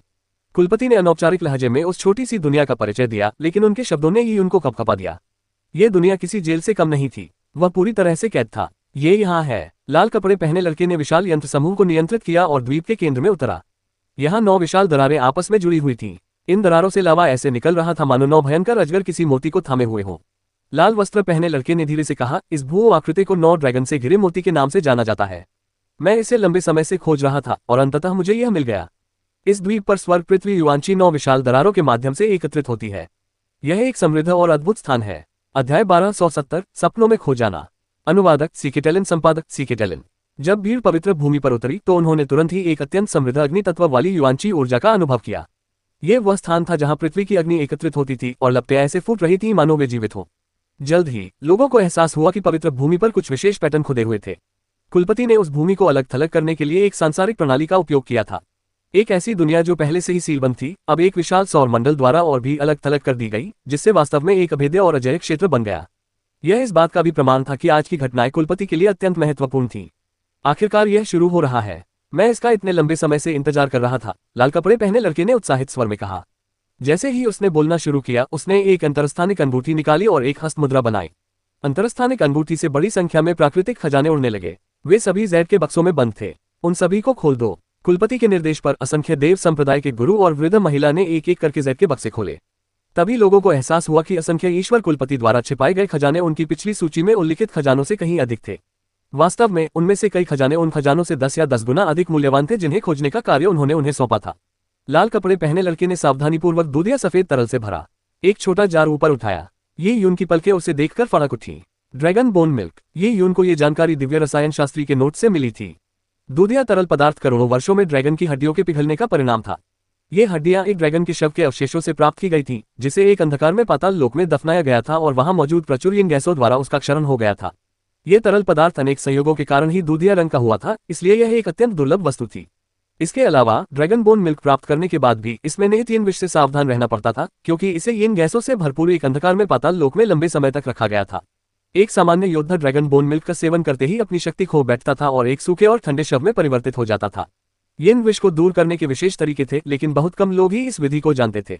यहाँ तक कि दिव्य रसायनज्ञ को भी यह विधि केवल इसलिए पता चली क्योंकि उसे यह एक प्राचीन खंडहर में संयोगवश मिल गई थी। क्या लाल कपड़े पहने उस लड़के को वास्तव में ड्रैगन बोन मिल्क को संभालने का तरीका पता था? ये यून चकित था। चूंकि उसने ड्रैगन बोन मिल्क निकाल लिया था, इसलिए उसके पास इसे परिष्कृत करने के साधन अवश्य ही होंगे। ये सोचना मूर्खता होगी कि उसके जैसा बूढ़ा राक्षस इतनी बड़ी गलती करेगा और खुद को जहर देकर मार डालेगा। ड्रैगन बोन मिल्क को किसी और ने नहीं पहचाना, लेकिन एक ज्ञानी बुजुर्ग ने लाल कपड़े पहने लड़के द्वारा निकाली गई अगली सांसारिक आध्यात्मिक वस्तु को पहचान लिया। यह नीले रंग का मुट्ठी के आकार का एक फल था। ये क्रिस्टलीय था और देखने में ऐसा लगता था मानो इसे सुंदर जैड पत्थर से तराशा गया हो।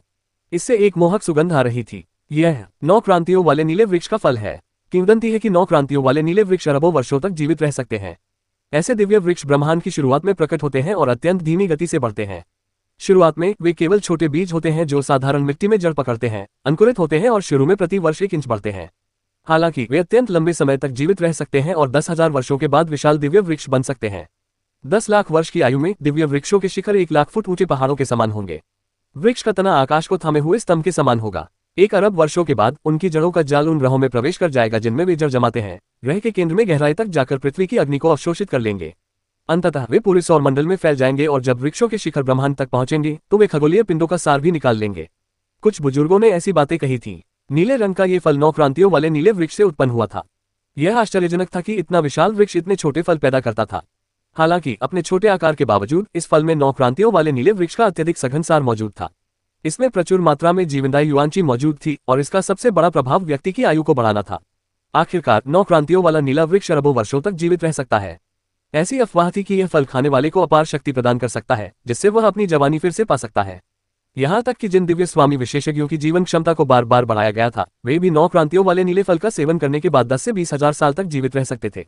गोलियों के रूप में परिष्कृत होने पर इसका मूल्य और भी अधिक था।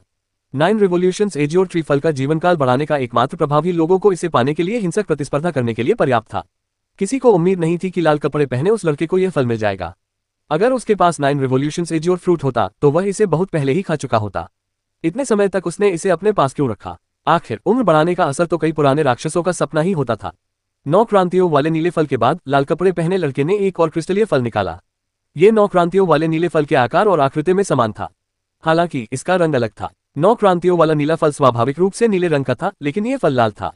दोनों फल एक जोड़ी प्रतीत होते थे। ड्रैगन ब्लड ट्री का फल। एक अन्य बुजुर्ग ने इसे पहचान लिया। ड्रैगन ब्लड ट्रीज का जीवनकाल 9 रिवोल्यूशंस एजियोर ट्री से थोड़ा कम होता था, लेकिन वे भी 100 मिलियन वर्षों से अधिक समय तक जीवित रह सकते थे।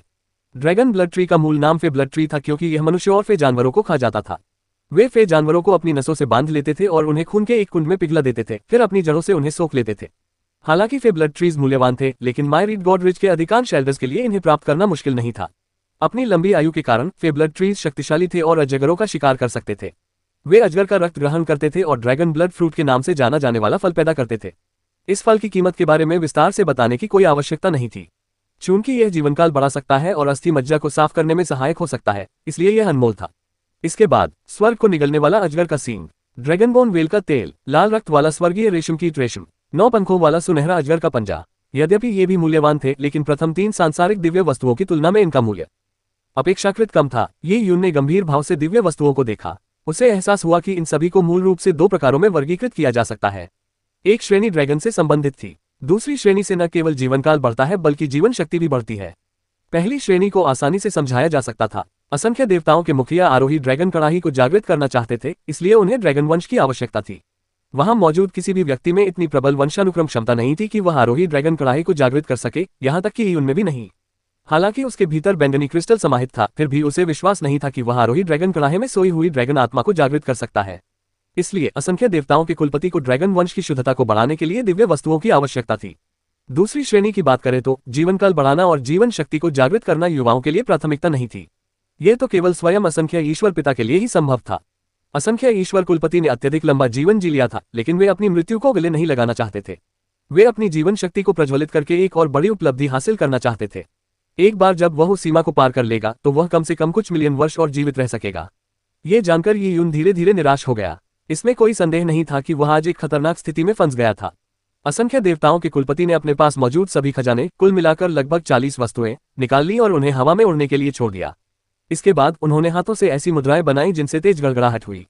विशालकाय एसेंडिंग ड्रैगन कड़ाही 9 विशाल दरारों के चौराहे के ठीक केंद्र में जा गिरी। वो लावा उबल रहा था और धरती की आग सीटी बजा रही थी। धरती की सारी आग एक ही जगह पर इकट्ठी हो गई थी। एसेंडिंग ड्रैगन कॉल्ड्रॉन के दबाव के कारण लाखों फीट ऊंची आग की लपटें फूट पड़ी। आग के स्तंभ काफी देर तक जलते रहे, फिर धीरे धीरे छोटे होते गए। हालांकि यून समझ गया कि आग के स्तंभों का छोटा होना उनकी कमजोरी का संकेत नहीं था, बल्कि लपटों के सार के केंद्रित और ठोस होने का संकेत था। जब आग की लपटें 10 फीट ऊंची हो गईं, तो लपटों की तीव्रता अकल्पनीय रूप से बढ़ गई। भीषण गर्मी की लहर ने सभी को स्तब्ध कर दिया। ये तैयार है, असंख्य देवताओं के मुखिया ने सिर हिलाया। उन्होंने इस विशाल संरचना को तैयार करने में हजारों साल लगा दिए थे। अब सब कुछ उनकी योजना के अनुसार हो रहा था। उसने एक बार फिर इशारा किया और एसेंडिंग ड्रैगन कड़ाही की प्रतिकृति उड़कर बाहर आ गई। यह असली एसेंडिंग ड्रैगन कड़ाही के ऊपर तैरती रही और दुनिया की आग में समा गई। मास्टर, यह मेरे लिए तैयार नहीं किया जा रहा है ना? फेंग यूनयान हैरान रह गया। हालांकि वह खुद को बहुत ऊंचा समझता था, लेकिन जिस पैमाने पर सब कुछ घट रहा था उससे उसका आत्मविश्वास हिल गया था। क्या ये सभी दिव्य खजाने सचमुच उसके लिए हो सकते हैं? ऐसा क्यों लग रहा था कि यह असंभव है? फेंग यूनयान का सवाल सुनकर लाल कपड़े पहने लड़के के चेहरे पर एक सौम्य मुस्कान आ गई। बेशक ये तुम्हारे लिए ही है। मैंने ये अनमोल वस्तुएं खास तुम्हारे लिए ही चुनी है। सचमुच? फेंग यूनयान को इस बात पर यकीन करना मुश्किल लग रहा था, लेकिन कुलपिता ने ऐसा कहा था। भला उनके गुरु को उन्हें धोखा देने की क्या जरूरत थी? इस निष्कर्ष पर पहुंचकर फेंग यूनयान उत्साहित हो उठी। इन सभी दिव्य रत्नों से उसका शरीर शुद्ध हो रहा है, तो क्या उसकी साधना का स्तर अकल्पनीय ऊंचाइयों तक नहीं पहुंच जाएगा? जब वह समय आएगा तो एक ही यून की क्या कीमत होगी? उसके जैसे 10 या 100 भी आसानी से कुचल दिए जाएंगे। धन्यवाद गुरुजी, आपका मेरे प्रति प्रेम ऐसा है जिसका मैं कभी भी प्रतिफल नहीं दे पाऊंगा। फेंग यूनयान घुटनों के बल बैठ गई और असंख्य देव कुलपति के सामने प्रणाम किया। हालांकि इस दृश्य ने लोगों के मन में मिलीजुली प्रतिक्रियाएं पैदा कर दी। कुछ लोग फेंग यूनयान से ईर्ष्या और जलन रखते थे। उनका मानना था कि फेंग यूनयान असंख्य देव कुलपति का नाजायज पुत्र था। कुलपति का जीवन समाप्त होने वाला था और उनकी कोई संतान नहीं थी, इसलिए स्वाभाविक रूप से उन्हें अपने इकलौते पुत्र का पालन पोषण करना पड़ा। हालांकि कुछ लोग इस बात पर अड़े हुए थे कि असंख्य ईश्वर कुलपति ने इन सब की तैयारी में हजारों साल लगाए थे। इसमें खर्च किए गए संसाधनों, समय और प्रयास की मात्रा अकल्पनीय थी। भले ही असंख्य ईश्वर कुलपति अपने वंशजों को इतना महत्व देते हों, क्या इतनी बड़ी कीमत चुकाना आवश्यक था? जैसे ही फेंग यूनयान धन्यवाद दे रहा था, अचानक एक ठंडी आवाज सुनाई दी। तुम्हारे लिए यह वाकई बहुत कष्टदायक है कि तुम इस तरह के अव्यावहारिक सपने देखते रहते हो। मुझे नहीं पता कि तुम सचमुच पूरी तरह से मूर्ख हो या अभी अपने सुंदर सपनों में खोए हुए हो। तुम्हें पता है कि यह एक सपना है, फिर भी तुम इससे जागने से इनकार करते हो। आवाज में भरपूर व्यंग्य था। इससे फेंग यूनयान उत्तेजित हो गई। कौन बकवास कर रहा है? फेंग यूनयान ऐसे उछल पड़ा जैसे किसी बिल्ली की पूंछ पर किसी ने पैर रख दिया हो। उसने भीड़ पर नजर घुमाए और फिर धीरे से यी यून पर अपनी निगाहें टिका दी। वह समझ गया कि पहले वाली आवाज यी यून की थी। फेंग यूनयान की ओर देखकर यी यून ने केवल तिरस्कार भरी मुस्कान दी। स्थिति इतनी बिगड़ चुकी थी कि जीवन और मृत्यु दांव पर लगी थी। चूंकि अब वह हालात को बिगड़ने से नहीं रोक सकता था, इसलिए उसने संभलकर चलने की परवाह करना छोड़ दिया। तो तुम हो चक्की का पत्थर। फेंग यूनयान ने यी यून को घृणा से देखा। क्या तुम्हें लगता है कि तुम मुझसे बात करने लायक हो? आधा साल कैदी रहने के बाद भी क्या तुमने अपनी वर्तमान स्थिति को स्वीकार नहीं किया? तुम सिर्फ इसलिए जिंदा हो क्योंकि स्वामी तुम्हें मेरे लिए अभ्यास के जानवर के रूप में इस्तेमाल करना चाहते हैं। तुम उन जादुई जानवरों से अलग नहीं हो जिन्हें इसलिए पाला जाता है ताकि युवा प्रतिभाशाली लोग अपने प्रायोगिक प्रशिक्षण के दौरान उनका वध कर सकें। जब मैं अपने शरीर को शुद्ध कर लूंगी तब तुम्हारी मृत्यु का समय होगा। मैं तुम्हारा सिर काट दूंगी और तुम्हारे खून से दिव्य सम्राट बनने का मार्ग प्रशस्त करूंगी। ईश्वरीय सम्राट। ये यून हंसी। कितने दयनीय। मुझे लगा था कि तुम बस सपनों में खोए हुए हो और जागना नहीं चाहते। कौन जानता था कि तुम सचमुच एक मूर्ख हो। क्यों न तुम पानी का एक तालाब बना लो और आईने में खुद को देखो। तुम्हें क्या लगता है कि उस बूढ़े अमर आदमी द्वारा दिए गए अनगिनत संसाधनों का आनंद लेने का तुम्हारा क्या महत्व है? ये सोचकर ही बुरा लगता है कि तुम्हारे जैसे निकम्मे लोग ईश्वरीय सम्राट बनने की बात करते हैं। मैं अभी मुश्किलों का सामना कर रही हूं, लेकिन तुम्हारे जैसे मूर्ख के साथ इस स्थिति में होना सबसे बड़ा अपमान है। फेंग यूनयान को वही चोट लगी थी जहां उसे सबसे ज्यादा दर्द होता था। वह क्रोधित था, लेकिन यी यून ने जो कहा उस पर उसे खुद भी विश्वास नहीं था। गुरुजी। उस क्षण फेंग यूनयान की सारी आशाएं लाल वस्त्रधारी लड़के पर टिकी थीं। केवल उसके गुरु के प्रोत्साहन से ही उसे शांति मिल सकती थी। गुरुजी, ये दिव्य खजाने। लाल कपड़े पहने लड़के ने हल्की सी मुस्कान दी और सिर हिलाते हुए कहा, ये सब आपके लिए तैयार है। फेंग यूनयान ने राहत की सांस ली। उसने बयान की 2 बार पुष्टि कर ली थी। केवल इसी से उसे थोड़ी राहत मिली। लेकिन उम्र बढ़ाने वाली जड़ी बूटियां क्यों होती हैं? मुझे तो अपनी उम्र बढ़ाने की जरूरत नहीं लगती है ना? फेंग यूनयान ने चिंता से पूछा। लाल वस्त्र पहने लड़के ने कहा, नौक्रांति नीला फल 4 मुख्य जड़ी बूटियों में से एक है। ये वास्तव में आपके लिए तैयार नहीं किया जा रहा है। स्वर्ग भक्षक अजगर का सींग, अजगर की हड्डी से प्राप्त वेल का तेल, लाल रक्त वाला स्वर्गीय रेशम कीट का रेशम और 9 पंखों वाला सुनहरा अजगर का पंजा आपके लिए है। समय आने पर मैं इन जड़ी बूटियों को आरोही अजगर कड़ाही में डालूंगा और आकाशीय अग्नि इसे पकाएगी। तब आप कड़ाही में प्रवेश करके अपने शरीर को शुद्ध कर सकते हैं। क्या मैं अपने शरीर को शुद्ध करने के लिए उस कड़ाही में प्रवेश करूंगा? फेंग यूनयान अवाक रह गया। उसने 9 ड्रैगन घेरा मोती सरणी के केंद्र में जलती हुई आकाशीय ज्वालाओं पर एक नजर डाली और मुश्किल से मुस्कुराया। गुरुजी, क्या मैं उस अग्नि को सहन कर पाऊंगा? बिल्कुल कर सकते हो। लाल वस्त्र पहने लड़का मुस्कुराता रहा। इतनी तीव्र ज्वाला के बिना तुम्हारे शरीर से बेकार मांस पिघल नहीं पाएगा। तुम्हारी हड्डियों और रक्त को स्वर्ग भक्षण करने वाले अजगर के सींग, अजगर की हड्डी से प्राप्त वेल के तेल, लाल रक्त वाले स्वर्गीय रेशम कीट के रेशम और 9 पंखों वाले सुनहरे अजगर के पंजे के सार के साथ मिलाना होगा। 9 क्रांति नीले फल, अजगर की हड्डी के दूध और अजगर के रक्त फल, इन 3 मुख्य सामग्रियों के साथ मिलकर अंततः इन्हें परिष्कृत करके एक परिपूर्ण अजगर सम्राट अवशेष बनाया जाएगा। लाल कपड़े पहने लड़के ने उचित गति से बात की थी, लेकिन फेंग यूनयान को यह सुनकर ऐसा लगा जैसे वह किसी बर्फीली गुफा में गिर गया हो। पल भर में लाल कपड़े पहने लड़के के चेहरे पर जो मुस्कान थी वह अपरिचित और बेहद डरावनी हो गई। असंख्य ईश्वर कुलपति उसका उपयोग एक गोली के शोधन के लिए कर रहे थे। उसके शरीर की तथाकथित शुद्धि वास्तव में उसे अन्य जड़ी बूटियों के साथ उबालकर परिष्कृत करने की रस्म थी। उसके लिए ये तथाकथित तैयारी इसलिए की गई थी क्योंकि वह 4 मुख्य सामग्रियों में से एक था। नहीं गुरुजी, मजाक बंद कीजिए। मैं जड़ी बूटियों में से एक कैसे हो सकती हूँ? मैं उद्धरण चिन्ह। फेंग यूनयान का चेहरा पीला पड़ गया और उसकी आवाज कांपने लगी। हालांकि वह खुद को शांत करने की पूरी कोशिश कर रहा था, लेकिन उसका डर और भी बढ़ता जा रहा था। उसकी आंखों में उसके सामने खड़ा लड़का जैसा दिखने वाला बूढ़ा राक्षस मानो दुनिया के सबसे भयानक शैतान में बदल गया था, जो उसे निगलने ही वाला था। मेरे प्रिय शिष्य, अपने आप को इतना कम मत समझो। मैंने सिंथोल के पार अनगिनत स्थानों की यात्रा की है और असंख्य लोगों को देखा है, लेकिन तुम्हारी रगों में ड्रैगन जाति का सबसे शुद्ध रक्त बह रहा है। लाल वस्त्र पहने लड़का तैरता हुआ आया और उसने धीरे से फेंग यूनयान के कंधे पर थपथपाया। शुरुआत से ही असंख्य देव कुलपति का एकमात्र उद्देश्य अपने शिष्य के ड्रैगन वंश के रक्त का उपयोग करके आरोही ड्रैगन कड़ाही को सक्रिय करना था ताकि वह ड्रैगन सम्राट तकनीक प्राप्त कर सके। लेकिन बाद में जैसे जैसे उसकी तैयारियां और अधिक पूर्ण होती गईं, विशेष रूप से प्राचीन ड्रैगन जाति द्वारा छोड़े गए एक खंडहर को खोजने और ड्रैगन सम्राट अवशेष के अस्तित्व के बारे में जानने के बाद वह केवल ड्रैगन सम्राट तकनीक प्राप्त करने से संतुष्ट नहीं रहा। वह ड्रैगन सम्राट अवशेष को परिष्कृत करके उसका सेवन करना चाहता था ताकि उसका अस्थि मज्जा शुद्ध हो जाए और उसका रक्त ड्रैगन के रक्त से बदल जाए। फिर वह अपने ही रक्त का उपयोग करके आरोही ड्रैगन कड़ाही को जागृत कर सके और उसका सच्चा स्वामी बन सके। कृपया